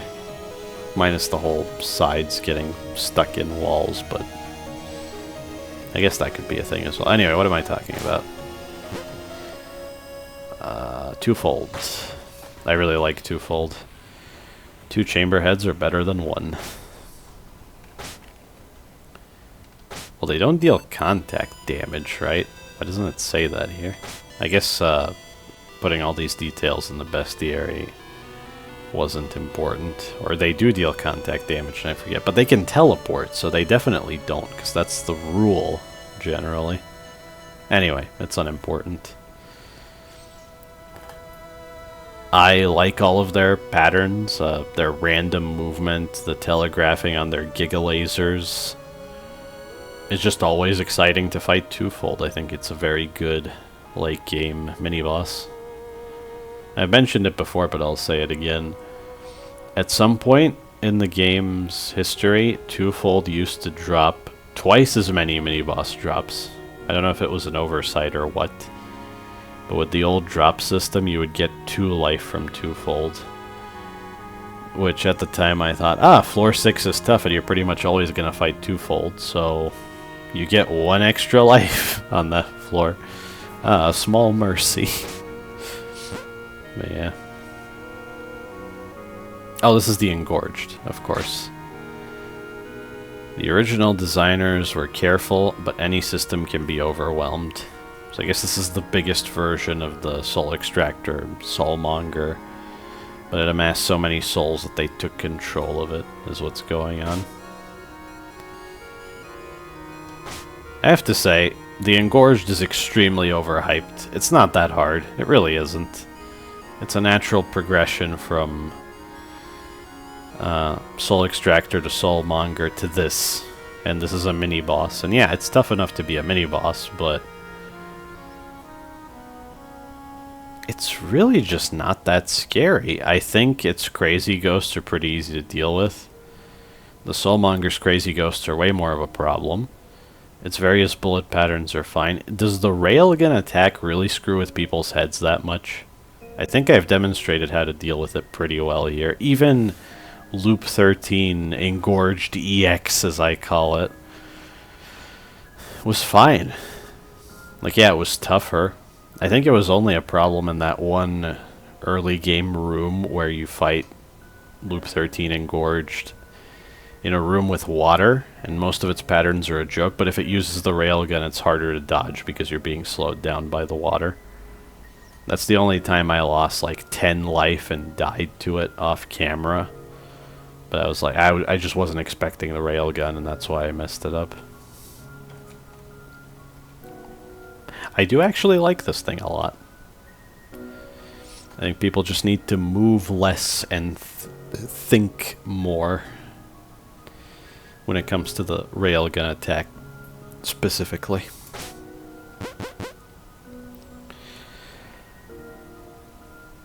What was it? Dread Mage? Oh, Dread Lich. I interpret that as a shortening of Dread, anyway. Dr. D. Lich, PhD in Occult Sciences. Not too much to say about this guy. He just copies one of Bloke's attacks for some reason. Didn't occur to me for a while. That's what he does. I think he's probably the easiest of the temple mini-bosses, now that I'm used to him. Not too much to say, other than that. Dread Knight, I think. That's 8 characters, right? No, that's 9 characters. Wait, I thought 8 characters was the limit for any name in Temple to go along with the game Temple is based on and its memory limitations. Or character limit, in this case. It's funny, when I was playing UFO 50's Divers, I realized, the name of any item is limited to 8 characters, just like Temple. And that's an old school RPG, so... old school style, anyway. What's that? I've got no limbs. It's just flesh. No python! That's what I think of. No, I appreciate the Monty Python reference. But I'm a fan of CV11, so yeah.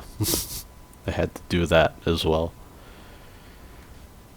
It's neat that he blocks attacks with his shield. The ghosts that support him are pretty cool. He's sort of like a tougher version of Guardian, actually. The floor 1 boss. Because Guardian can call in ghosts. I don't know if it ever happened when I encountered him. Maybe once. Yeah, having to move up just so you can shoot him is... there's a cool... all of his behaviors force you to move pretty much all over the room. He might be one of my favorites of the temple mini-bosses. Dread Skull, was it? Yep. Takes great pride in flawless executions. He's kind of easy, once I got used to him. You don't even have to dodge some of his patterns, you just go above him. Where the laser that shoots bullets sideways can't hit you with anything that it does. I do appreciate that his guillotine attack, when he drops it, does 5 damage. That's way more than double damage, but I guess that's all they've got.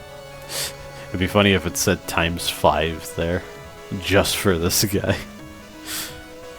Yeah, he's not that bad. And I have no idea what this would be called. Oh, Dreadlord. I was gonna say that. Oh well. You're not gonna believe me now. At the bottom of a pit of ash and death, the Lord of Fire dwells. I just like demons in general. And I also like killing demons, so... that's all I've got to say about this guy. It's cool that he goes into the background. He's one of the few enemies that does that. Sort of like the other mini-boss outside of Temple that does that.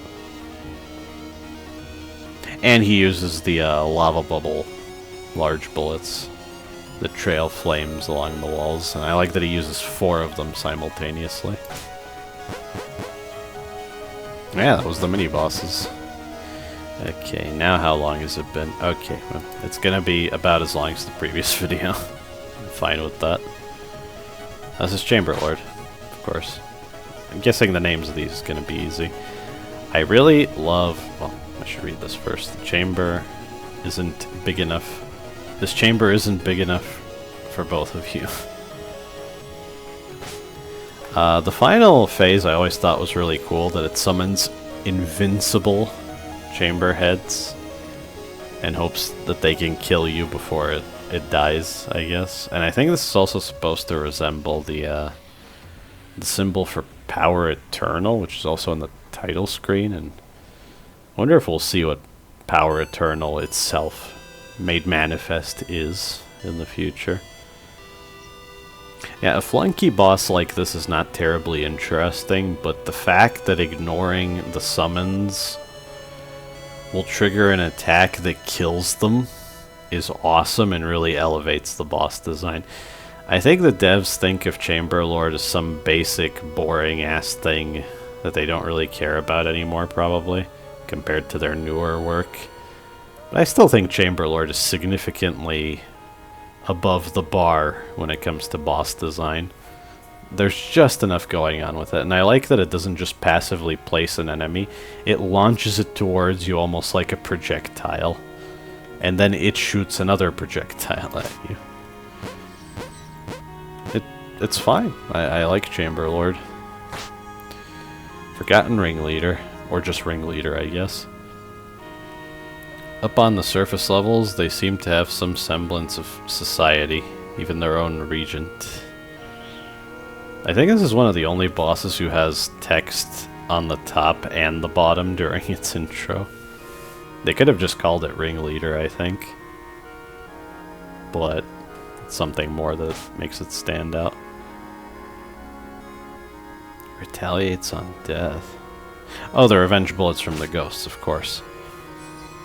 This is another flunky boss, but a much better one, probably, because of all the unique ways that the ghosts behave around it. I guess it sort of ducks into the background, but it doesn't really... there's no illusion of 3D space, it just changes colors. Ducks behind the shadows, I guess, and makes you kill a big ghost and some regular ghosts. There's one attack, I'm gonna describe it as where it shoots ghosts that have the align keyword with Ringleader. You'll know exactly what I mean when you see it. And if you know what the align keyword does. And yeah. He's absolutely terrifying on higher loops, and I respect that. I like that he can kick my ass at that point. He should be able to. And what else? It's cool that although he summons ghosts that could block your shots and prolong the fight, killing the ghost deals damage to Ringleader itself, which since it's made of ghosts also makes sense thematically, so it's just a great boss design. I'll be saying that the boss design is great an awful lot. Guardian. Gwahaha! Another challenger approaches. I don't know how to do that laughter. I hope that was fine. Very basic floor 1 boss, but good. I do think it's kind of interesting that the mace slam pushes you away. That has messed me up in the past, and even honor guards have messed me up with that knockback. It's not insignificant, it's a little nuance. I think every boss has some little thing like that that sets it apart, even freaking Guardian. This is Grinder, the Relics of the Past boss they added. I think every floor got a new boss in Relics of the Past, if I remember correctly. I have seen your work. I know you can accomplish it. Make me a body like no other. Wonder who that's talking to. I heard some people say that Grinder is way harder than the other floor 1 bosses. I disagree. It's just a matter of getting used to having to aim. I actually don't get hit by Grinder very much at all. Maybe like high loop Grinder when he does the 2 walls of razors on the sides. I miscalculate my streaming, moving up and down in the middle, and I get hit, but that's it. I otherwise don't get hit at all fighting this guy. He's not that big of a deal.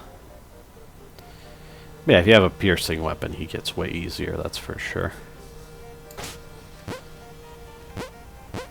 He is harder, probably. Presence looks exactly like Insubstantial. Report breach sectors. Report breach sections immediately. I think I might be getting a bit tired. This is an awful lot. Do not investigate breached areas on your own. Under no circumstances should you... One thing I like about bosses summoning enemies in this game is it's always handled well. Like here, it's just an interlude in between the 3/3 of this boss, which in the case of Presence allows the boss to reposition, which makes its patterns feel pretty different depending on where it is on the screen relative to you. And I really like the loop changes. The fact that it shoots out extra bullets while randomly teleporting around is nice. And all the patterns getting more dense and difficult. Yeah, Presence is fine. The Lost Souls are pretty quick and easy once you get used to them. The Beasts are more of a problem. And I guess all three of the chunks of its life bar are the same, but the fight still flows pretty well. Behemoth. The Behemoth class represented a grave death toll, perhaps the highest in the whole war. Whole cities fell to ruin, underfoot to the possessed machinery. I think Behemoth was also from that old vertically scrolling shmup project, if I remember correctly. So yeah. Something about fighting a tank in a shmup just appeals to me for some reason. Maybe I'm thinking of Titanics from Crimson Clover, which is the first boss of that game. It's just a tank with a few gun attachments on it. A futuristic super tank, of course. Behemoth looks much more basic compared to that. But it has a similar attack where it spins while constantly firing. It's canon, I mean. Titanics does the same thing, and it's really cool. I love it. I guess Behemoth hasn't really changed much. I like the new visuals and sound effects during its hard mode final pattern, but actually more importantly than that, the laser used to be layered above the bullets, which was kind of annoying, because if you got hit because a bullet was obscured that way, it feels somewhat unfair. That's a problem of clarity, I think. So now that the laser is under the bullets, it's better. I appreciate the hell out of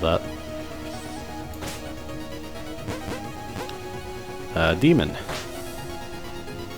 Apparently in programming, this means a background process. I said that before, but it bears repeating because that's pretty funny. Because Demon is coming out of a computer screen in the background, so it's kind of a pun, I guess. Malicious and abrasive, even since before this whole mess began. Again, it starts by summoning enemies, but I'm fine with that because Demon attacks at the same time. And you just kill 4 mages and the fight starts. And that kind of sets it apart from other bosses. No other boss starts the same way. I don't have that much to say about its patterns. I think they're pretty self-explanatory, but they're varied, they feel distinct. Every enemy and pattern feels distinct in this game, because they really know what they're doing when it comes to that. Feels like this is going slowly, but maybe I am just tired. Yeah, it hasn't been that long, just keep going. Charlie. He's been losing parts of his sentimental collection. Yeah, I am getting tired. He's been losing parts of his sentimental collection to all manner of scavengers over the years. I guess the background of where you fight Charlie is kind of a storage room, maybe? I think.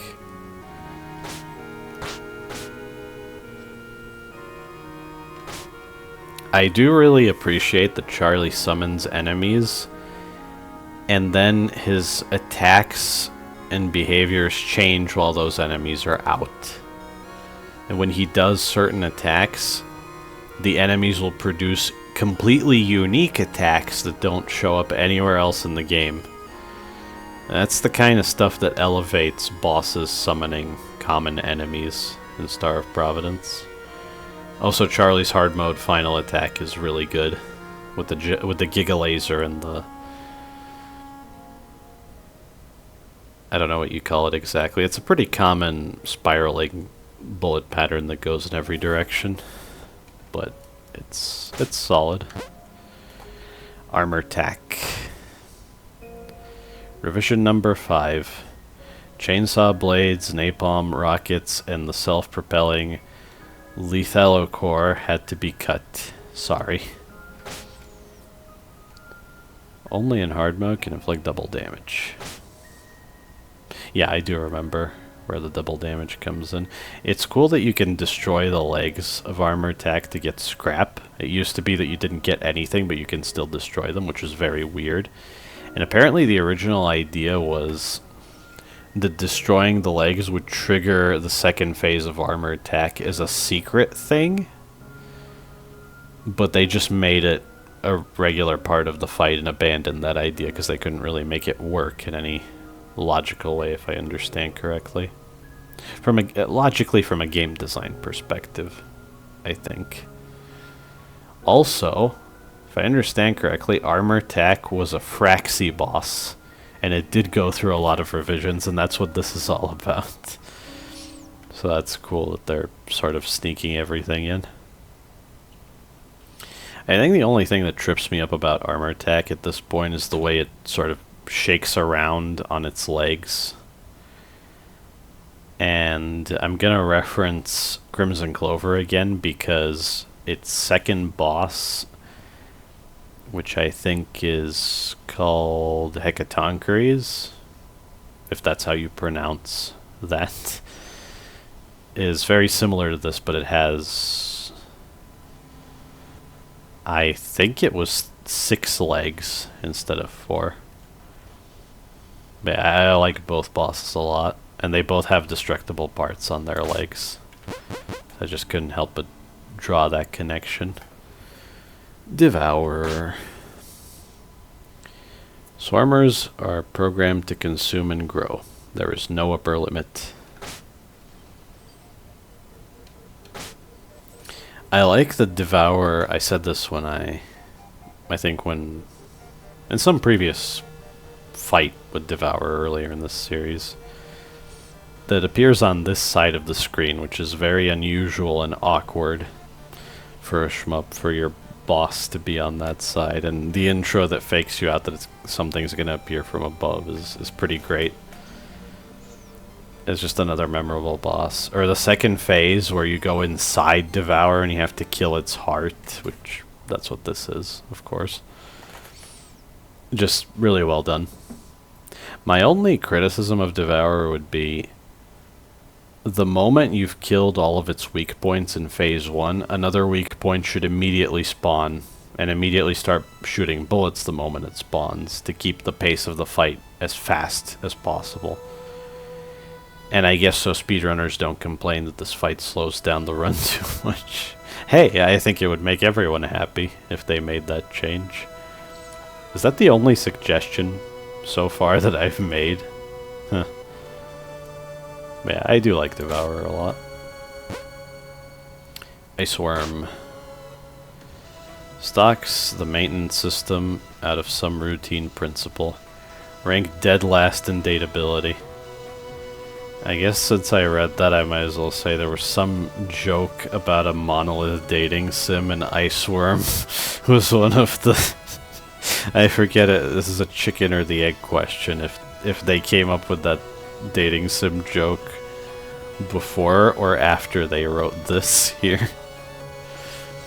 Or maybe they added this last line. I don't actually remember how that went. It bears repeating that the way Iceworm used to work before, where destroying its segments altered its patterns in phase 1, was really cool and gave you a reason to aim for the head. Now, even if you destroy the body segments, is not a big deal, and I think that was kind of a mistake. The previous design was more purposeful, I think. Like, yeah, destroying the segments now makes it shoot electric bullets, so if you have weatherproof, you can ignore those. But that's not as cool as the previous way it worked. I think it takes more damage in the second phase because it's not covered in ice armor, but I'm not entirely sure about that. Again, it has some quirks to it that make it stand on its own. Fish. Oh, fish. Fishing in these canals is a sport best left to the foolhardy, and blast scores are not advised for paint. I guess that explains some of its attacks. Fish is pretty damn hard. I'm starting to get used to it. I think they might have changed something about how the water current works, because I remember it being way more of a pain in the butt, where you would take damage because the current changed and just barely shoved you into a bullet. That's not happening to me as much in Into Oblivion. Although fish is even harder now, especially on higher loops, but I got the hang of it. A funny and surprisingly brutal boss. Same name as a regular enemy. This is Reactor. The close-up of the eye kinda throws me off, but when I see it like this, I get it. The Power Eternal gave us everything we could ever want, as long as it was sated. It's very interesting. Reactor used to be one of the easiest bosses, and then they increased its attack speed to where its attacks overlap. And that alone sort of balanced it out. And I don't think the attacks were originally designed to overlap, but it works so well. In Relics of the Past, they buffed Reactor and they changed Ordinator. I think they kind of made Ordinator harder.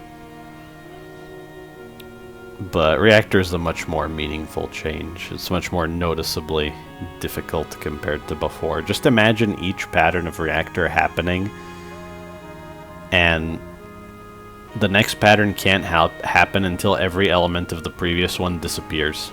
It was drastically easier before. Imagine the crazy ghost attack. There's such a huge delay, you can wait for all the crazy ghosts to die and their bullets will almost completely go off screen before the next pattern happens. I think my only issue in hard mode, although the hard mode Reactor Core is great, Reactor Core used to be harder. I think it's another one of those things where they made it easier because it was too much of a pain. Maybe specifically for the sake of Temple, because doing Reactor Core hitless would be very difficult when it was as hard as it was before. But you know, I'm starting to question why you even need to... Like, I understand the cartridges in Temple activate a 2.5 multiplier, but entering Temple the way you do, I just don't get. It just means that people are going to do Temple less, because a single hit disqualifies you from going to Temple. And I think choosing to go to Temple and dying there would be better than just not even going to Temple in the first place. That's why I suggested a consistent source of shields. And that's the other thing. If they didn't make that the condition for Temple, maybe they wouldn't have had to nerf Reactor Core. Which I thought Reactor Core was actually a pretty interesting and tough challenge. Now it's pathetically easy. It's barely even worth mentioning. And I don't like that. I will never like that. They should stop doing that. They should find other solutions. Or at least I would like it if they did. Ordinator. Fools, cretins. We wield the power eternal at our fingertips.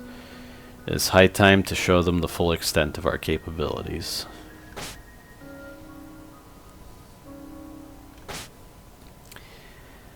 I can't pin down all of the changes to Ordinator when Reactor was buffed in Relics of the Past, but I think his opening attack used to just trail fire along the bottom of the screen, and that's it. It didn't really shoot anything sideways, or I think it did, but there was a consistent safe spot in the corners just above the bottom of the screen, like here and here. So that main fire attack from his hands was kind of a joke, and now it's not. I also think the blocks he summons that he can turn into Blazing Scullies used to be in different arrangements and weren't quite as hard as they are now, where they sort of form a facade in front of him. Yeah, I like Ordinator. He's another cool mage. I like his outfit too. Firewall. The biggest hothead of all sentinels, going down in a blaze of glory with fire, fire, fire, fire. That's great. I love that. I think Firewall has never been nerfed, and in fact got buffed with that wall of flames at the bottom. Is now really the time for background noise? Ah, well, I hope it's tolerable enough, because this is just me talking, so I can't really mute myself, can I? Ugh. Oh, okay, that wasn't so bad. I lost my train of thought. Firewall is a cool boss. I like that it... I think Firewall is a location. It's not just this thing, so the walls are part of it. And it's the trash heap where everything gets incinerated. Did you notice there's a Monolith logo on each of these? I noticed it, but I forgot to point it out. Once you fight Monolith, you just start seeing it everywhere. Like that. Yeah, there were tons of complaints about this boss being too hard. And I was one of the people who was like, if you nerf this boss, I will be very upset with you. There is nothing wrong with this boss. Some people will always complain if things are difficult. It's not the Firewall is too hard, it's that Reactor is too easy. So, Maybe I've influenced them in some way, I'm not sure. Maybe I give myself too much credit when it comes to that. But I'm very happy with High Loop Firewall. It's even more intense, it's even more fun, and even if it robs me of Temple, I'm fine with that. Oh, this is Genesis. Part of Nightmare. Creates from what Oblivion destroys. And Oblivion destroys what Genesis creates. These lines are directly taken from Jenka's Nightmare, as is the boss design, which I think is pretty cool. The guy who finished Jenka's Nightmare, Zarotsu, is a regular in the Discord, and I think close friend of the devs, so this is cute. That's the most I can say. Genesis's blocks that damage you on contact are fairly unique and very dangerous, and even bombing doesn't save you from them because it just knocks them away. They can't be cancelled because they're not bullets. Makes sense. And Genesis was added alongside the changes to Ordinator and the buffs to Reactor. Or Nightmare, I mean. So Genesis and Oblivion. So having a 3-phase boss sort of bridges the gap towards Overlord. And I guess I'm gonna go off one last time about Overlord now. But Nightmare is really fun, and I particularly like the new 3rd phase in Into Oblivion. I think it's so much better. Apparently the old 3rd phase was kind of... it could occasionally result in just impassable walls of damage. That was definitely bad. See, that's the kind of thing where you can convince me that changes need to happen. Unavoidable damage, it's like, yeah, that's an egregious problem, and you should do something about that. This is too much. It's like, no, it's not. Is it consistent? Is it fair? It doesn't need to be changed. Which segues into Overlord. Oh, before it was just a mask, now it's the whole thing. I like that. And the most interesting and enigmatic line in all of this, and also the shortest. I failed. Speculate about the lore. On and on. What did I want to say about Overlord exactly? That I haven't said already. I'll just reiterate it. This boss never should have been nerfed. If they wanted to nerf it, they should have done it on normal mode. The fact that Phase 3's first pattern is exactly the same on normal and hard mode is egregious and unjustifiable. I have seen new players fight Overlord for the first time and think, wow, this phase is really easy. That's weird. And yeah, it is weird. It's almost like they just infringed upon their own bullet pattern design for no good reason. The main argument in favor of the nerfs to Overlord were that he was too much of a difficulty spike and people were regularly complaining about him. Overlord is a consistent end boss that you will fight on pretty much every single run. Beating Overlord once is not that hard, and once you do that, you can practice Overlord as much as you want. I guess you also have to beat him in hard mode to unlock that, but that's fine. You can do that once. That's not a big deal. And then practicing Overlord is very valuable, because it'll serve you on every single run. Difficulty makes boss fights, and games in general, memorable. If you make something easy enough, it will no longer leave much of any impact on the player whatsoever, specifically in an action game like this that's meant to be challenging. Phase 3 of Overlord is a joke now. Phase 2 is easier for no good reason as well. I don't know why the changes to that phase were made either. The Giga Laser attack with the spread of large and medium bullets was great. You gotta get out of the way of the Giga Laser, and then you have a minefield of bullets getting in the way of your movement for when the next Giga Laser happens. and the minefield gets refreshed with each Giga Laser. The patterns are great. This is an excellent boss. And now it feels like it's been permanently besmirched because some people can't handle it. And if you take this thinking to its logical conclusion, why not dumb down every challenge in the game until people stop complaining about the game's difficulty? Why not take the TLB's washing machine pattern and just nerf it? Just delete bullets until people can handle it. Why not? It would be the same thing as what you did with Overlord. Is it just recency bias? Or perhaps that Flan has way more pride than the other developers and he wouldn't do that to his own boss or let the others do it either? I say have more pride in your design because these bosses and bullet patterns are great. And it's really disappointing that you didn't bring back the old patterns, at least on Loop 13. I like the loop changes to Overlord. They're subtle but impactful. Like the Giga Laser attack I mentioned happens faster on higher loops, which definitely caught me off guard. The increased density in Phase 1... yeah, strictly speaking it's harder, but the method is still the same. There's just less wiggle room to move for no good reason when you don't even have to move if you're already in between the bullets. Especially the big laser needle pattern. The pink needle bullet pattern, I mean. I guess you could call them lasers, but they are projectiles. A unique projectile sprite. So yeah, I still feel the same way. Don't just nerf challenges. If it's fair and consistent and there's nothing wrong with its design, it doesn't matter how hard it is.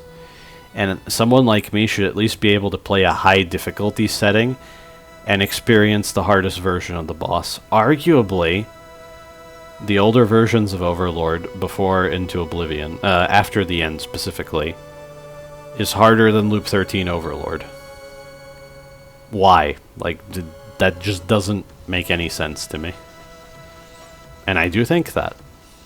And I practiced the first pattern of Phase 3 Overlord and after the end. And now I feel like an idiot for doing it because it was pointless. Okay, enough. I think I'm starting to repeat myself, so I should just cut it short. My opinion will not change on this point. I can't see how it could change. Wait, is this microcore? Oh, hey. After a series of costly mishaps, the experimental core units have been either loosed on the resistance or stowed somewhere they would do no harm. Oh yeah, it doesn't have life. It's a timeout boss. I really appreciate the Hellsinker influence on this thing. It's a very valid argument that microcore is arguably not that much more rewarding than Gauntlet, and yet way more punishing if you suck at microcore. Plus there's no way to practice microcore, which is part of the point. Fighting it is supposed to be a risk that you take. If you know, the more often you take that risk, the better you get at microcore and the more worth it is. It's like a feedback loop to attempt it and possibly get the maximum payout. I like all of its patterns. I do think some of them are way harder than others, but it's also a matter of preference. I think people will disagree on what the hardest pattern is if they talk about it. But I love the Hellsinker influence with an invincible timeout boss that you still have a reason to shoot because you get rewarded for it. And that's great. Trespasser? Oh, it's a mage. I forgot about that. Creatures of the void are not necessarily malicious. Many just yearn for a kind of stability their realm rarely provides. So if I let Trespasser enter this world, it would be benign? Why is it attacking me then? It's cool to have a boss that relies on revenge bullets and summons weak points that are like turrets but also trigger revenge bullets. It's a fairly unique design. It's just a shame how rare this thing is. 10% chance of encountering it every time you break a breach stone. And breach stones are not that common. They don't always appear on floors. So yeah. What did I fight it like 3 times over the course of this entire playthrough? And how many hours was that? Quite a lot. Especially when you consider off-camera hours. Yeah, I like Trespasser a lot. If I remember correctly, someone really likes Trespasser, which is fine. I don't really see it personally, but hey, I like monster girls, so who am I to judge? It just felt like bringing that up. Maybe some people in the community know what I'm talking about. Bloke. He's got a special offer for you. Yeah, the price of the item. I don't remember. I now understand that Bloke's patterns were changed because he appears in one of the trials. But I don't remember there being anything wrong with his patterns before, so I can't help but wonder if they made unnecessary changes to him. I don't know, maybe if you keep fighting him over and over again, the cracks begin to show. I think they just sort of streamlined his patterns and possibly made him a little easier. And I think they added destructible bullets to when the fists slam together and the flame and shrapnel flies off. But I like Bloke. The seal bosses are cool. They're such a great surprise the first time you play the game, and I've been enjoying seeing people encounter them for the first time. Now, there's an implication with Bloke that he uses all the money he gets from you to build that thing. Renegade. They found me out. I managed to escape with the seal, but those wounds look serious. I may not make it out of here alive.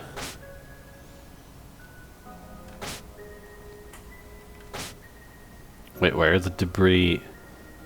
4,444. 4 is death? Is that what we're doing? Renegade is cool. I like the 2 flames it uses to attack you with.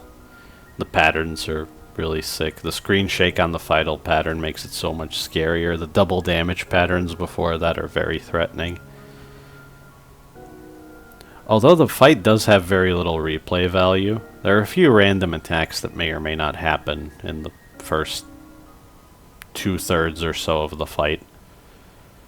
But, it's mostly the same every time, and you'll notice this when you do the trials. And I think Renegade might also have been slightly tweaked for the trials, but it's much less noticeable.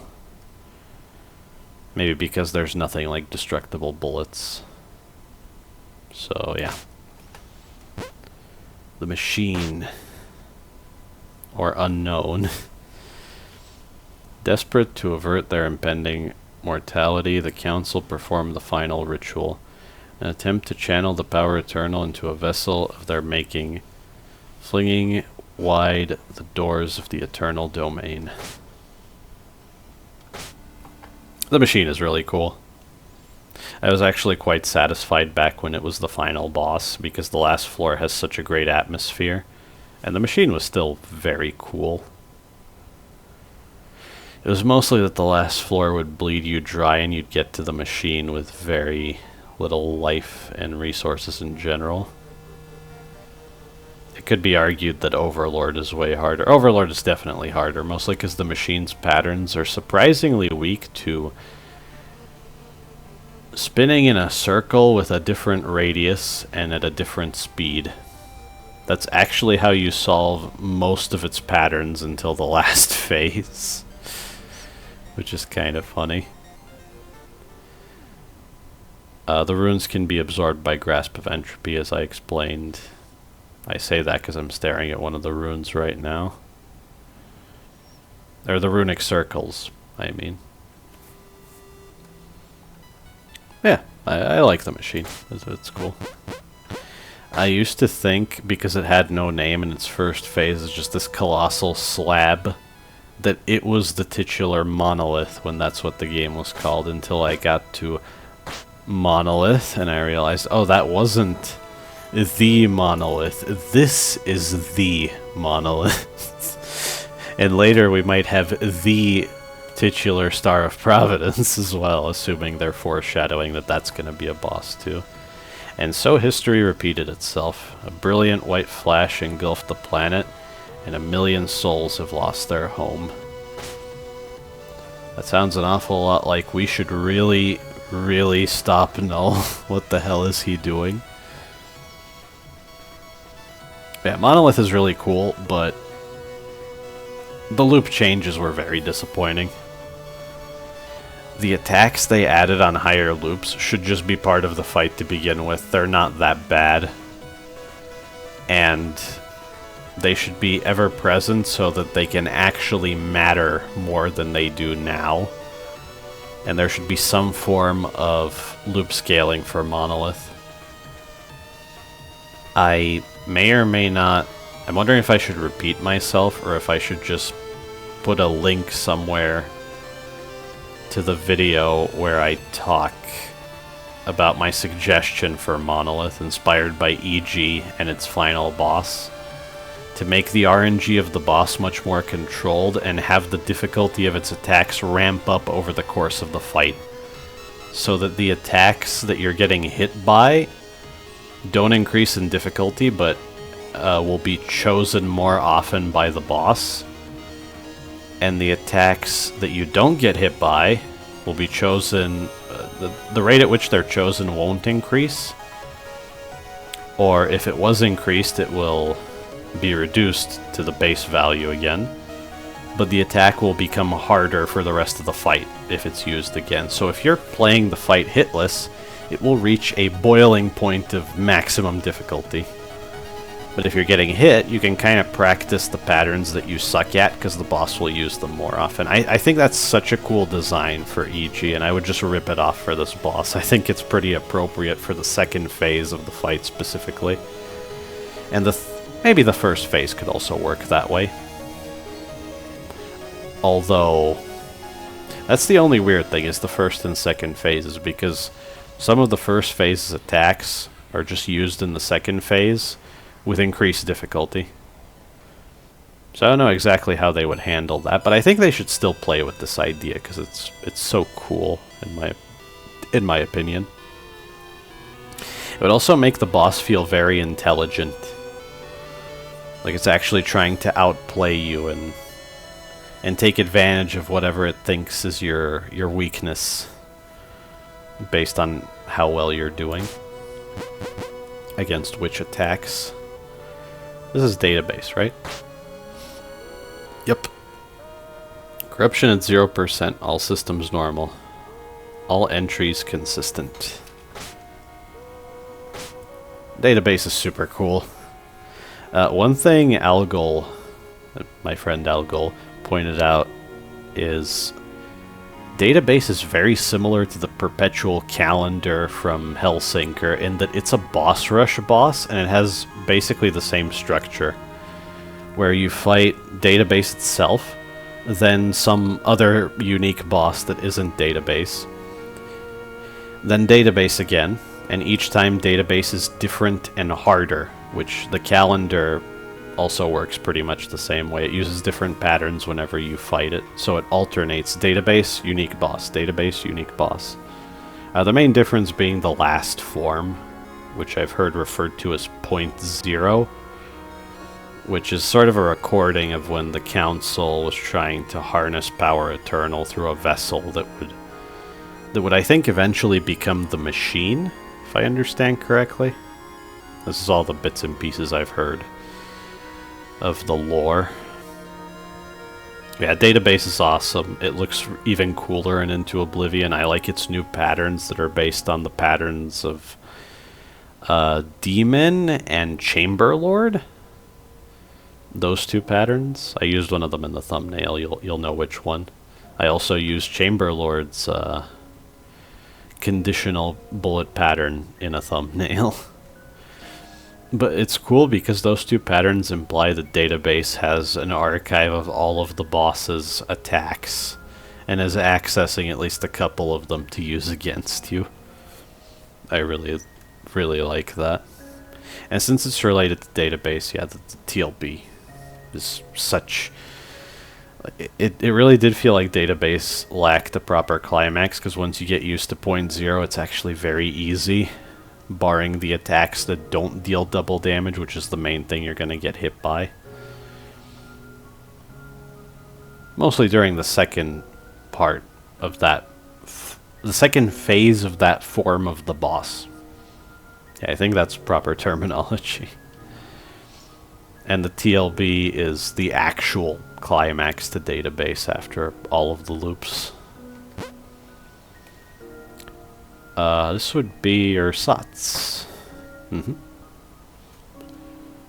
Sorting action will take... Let's see if I can get this right. 513 billion, 199 million, 1,282 years margin of error. 291,291 years. Entries may be lost, duplicates may be created. So I think ersatz is like a... It's probably supposed to be an imitation of null, but a poor one. And its head seems to be random sprites from the game that could be used as heads. It's such a weird and cool boss. I think this one was made by Alex Middle. If I understand correctly, the programmer and lead of the team. I think. The one who doesn't converse with the community much. And I really like this boss. It's so bizarre, and it really stands on its own. It does feel wrong, which is something. Is that one of... Can't use any sprite as a head? I think it's a specific set of sprites that look cool as heads, don't look silly, and possibly look kind of intimidating too.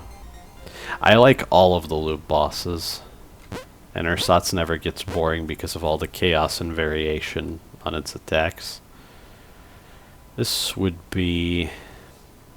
Come on, I should know this. Damn it.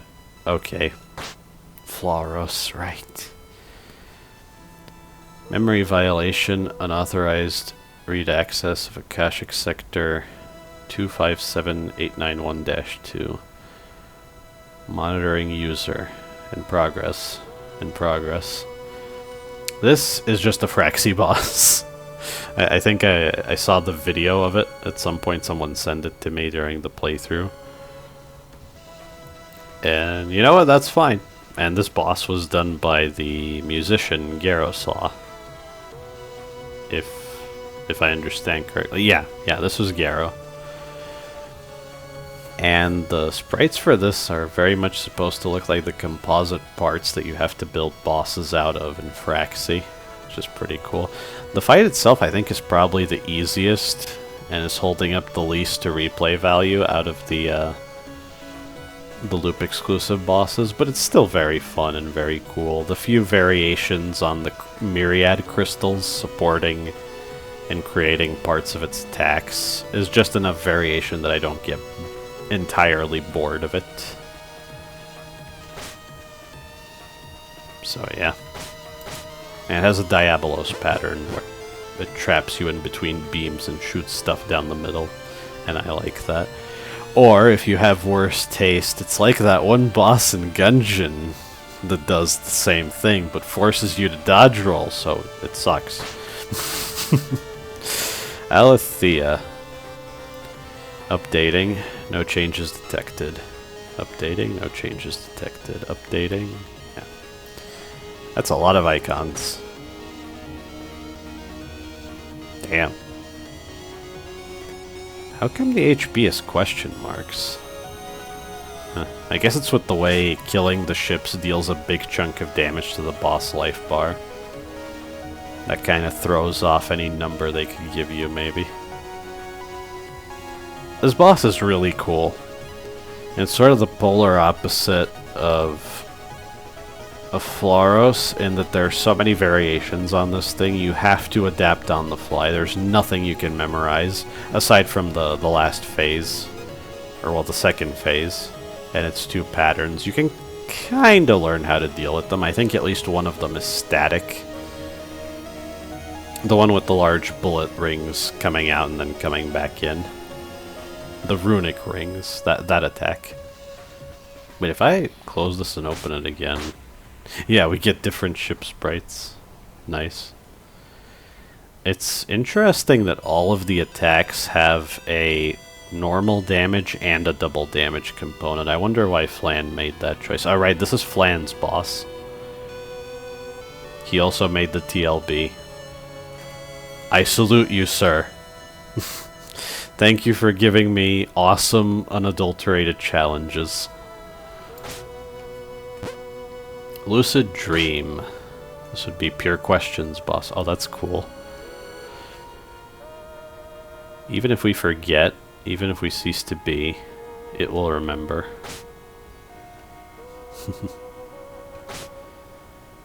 I really liked this boss.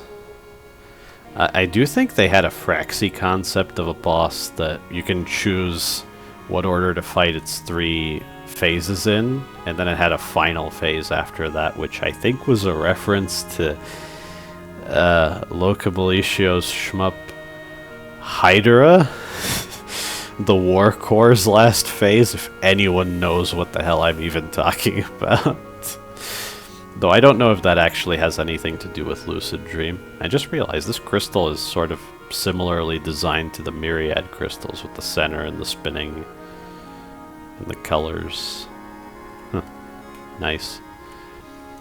Wait, if I close it, open this again, it's gonna change. Oh, that's really well done. Right, this thing. I think this was also from the old vertically scrolling shmup project they had, this bat. So they're probably just gonna lift everything from that project given enough time. Which I don't mind at all. It's so cool that you have to fight all 6 phases of this boss on loop 13. I love everything about it. I think every form and phase is pretty distinct. I particularly love the mage form's block attacks. Those are so creative. And the only comparison is like Genesis that also uses blocks. But those blocks damage you on contact, and the ones here don't. They only damage you if they crush you. I do have to stress, though, that much like the, what was it called? The Blast Reaper or the Reaper Core, the combination of a Blast Core and a Reaper, where the moment its life drops to 0, it should immediately do its final attack so you can move on. So it doesn't feel like it's holding you hostage. Lucid Dreams, this form of Lucid Dream has the same problem when it has its second phase, that when its life drops to the threshold where the phase transition has to happen, it can't transition to the second phase until its current attack sequence ends, and I think that kind of sucks. Because it feels like the boss is holding you hostage. You just have to sit there and wait. Yeah, there's a pattern to dodge. But there are so many other cases where ending a phase will instantly cancel the pattern of the boss, and this feels like a weird outlier compared to that. That's the only semblance of a criticism I have for this boss. And maybe if the transitions like that happen faster, this fight wouldn't feel tedious to fight every single form of every single time, to where they had to restrict it to only loop 13, where you have to fight all of them. But hey, it makes loop 13 even more special, so maybe that's fine. And yeah, oh great, it's the Warden rant, the Overlord rant 2.0. It is the Warden rant. In the end, there was really only one link holding our group together. I doubt the disasters that followed truly surprised any of us. It's a mystery, I like that. And it shows that enigmancy is special. Warden is probably the hardest boss in the game. And I think that's fine. He's in an optional brutal bonus stage, to use the trope name. I'm pretty sure the difficulty of Warden is supposed to make you question if going to Temple is worth it, and make it a huge risk, on top of all the loop scaling and loop exclusive Temple content that can also kick your butt on the way to Warden. And it's another instance where they're nerfing a boss, and I'm not sure if it's justified. With Overlord, I am 100% convinced that it's not justified. Here, probably not even at 50%, but when I last fought Warden's sword phase on a high loop, I think it was loop 13, I wasn't thinking, wow, that is unfair and badly designed. I was thinking, wow, that's really hard and I need to practice it more. And if I'm right that it's not unfair, inconsistent, or poorly put together at all, much like Overlord, and especially for something this hard to access on such a high difficulty setting, why shouldn't this be one of the hardest things in the game, if not the absolute hardest? I enjoy getting really good at Warden. And say his Giga Laser attack in the staff phase that pushes you to the top of the screen, fires out all those diamond bullets. When I first encountered that attack with the homing bullets, I was thinking, oh, I need to move around way more. I clearly don't understand how to dodge this attack. Now, maybe some of the random variation of the smaller bullets and the homing bullets in that attack is actually unfair.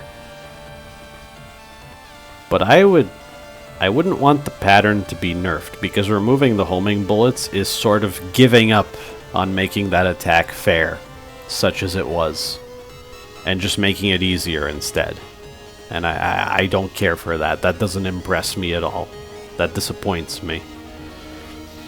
I would just, in Pure's place, I would change the attack so that no matter the arrangement, that the RNG is normalized and it always ends up at an even level of difficulty. You just can't memorize it because it's not static. I thought that was the point of randomizing bullet patterns, to require reflexes and quick thinking, and the ability to read the pattern and recognize what the safe path through it is, or the safest path anyway. And yeah, people said, oh, that was bullshit, I'm glad it's gone. I'm like, I don't trust your judgment. I really don't. Give me back the version of that attack with the homing bullets. I want to learn it. I'm sure I could handle it, assuming it wasn't actually unfair and unavoidable sometimes. And yeah. Yeah, again, it's not a point of, is Warden hard enough if you keep nerfing him? It's hard enough doesn't matter.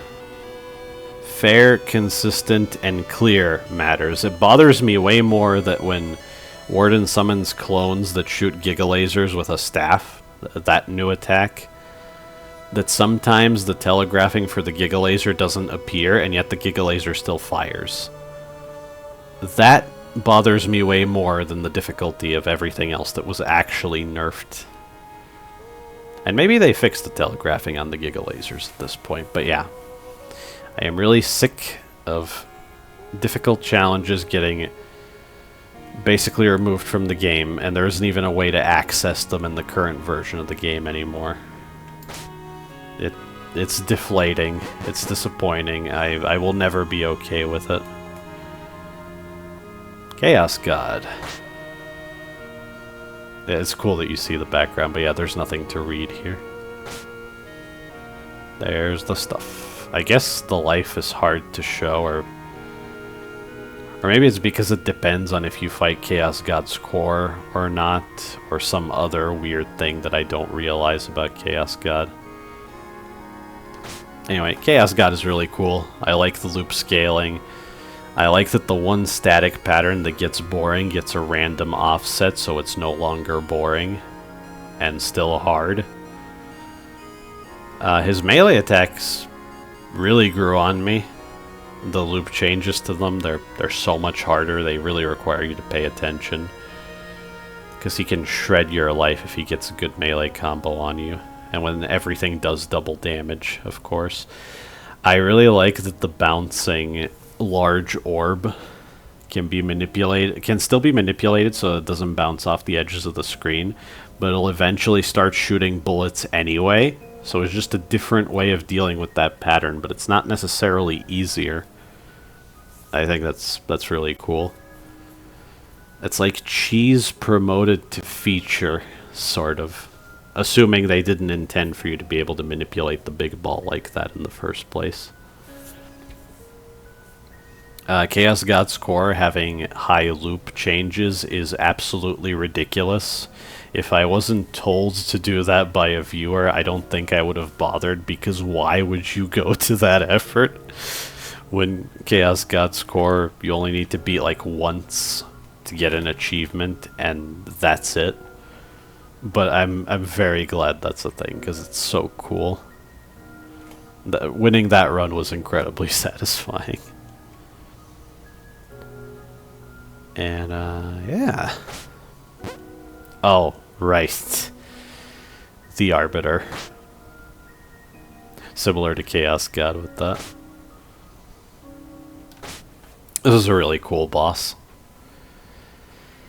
And what specifically do I want to say? I think there's some merit to a marathon of challenges. They sort of demand that you're consistently good at the game. You can't just hemorrhage life and then it won't matter. It will matter here, because you'll enter the next fight with less life. And if it's not life, because there are points where you basically get a full refill, like before the Arbiter and before the Arbiter's second life bar, where you just, after Chaosgod you get 4 hearts. So that'll get you all the way back up to 5 life. But there's still reason to fight Chaosgod well, because you can enter the Arbiter with a shield as well. And there's reason not to use bombs in earlier fights, so you can have up to 2 bombs. Or I guess if you're playing Arena Blaster, you could have the Repulsor active against the Arbiter as well. I assume it works on him. I don't know if it would work that well, but yeah. The chains really grew on me. I am now okay with all of the chain patterns. The only thing I maintain is that the 4 chains that you might have seen in a thumbnail, they keep you in place and force you to just slightly wiggle to dodge lasers like that. The first 2 variations of that chain attack are trivial, because you just dash diagonally and everything will miss you.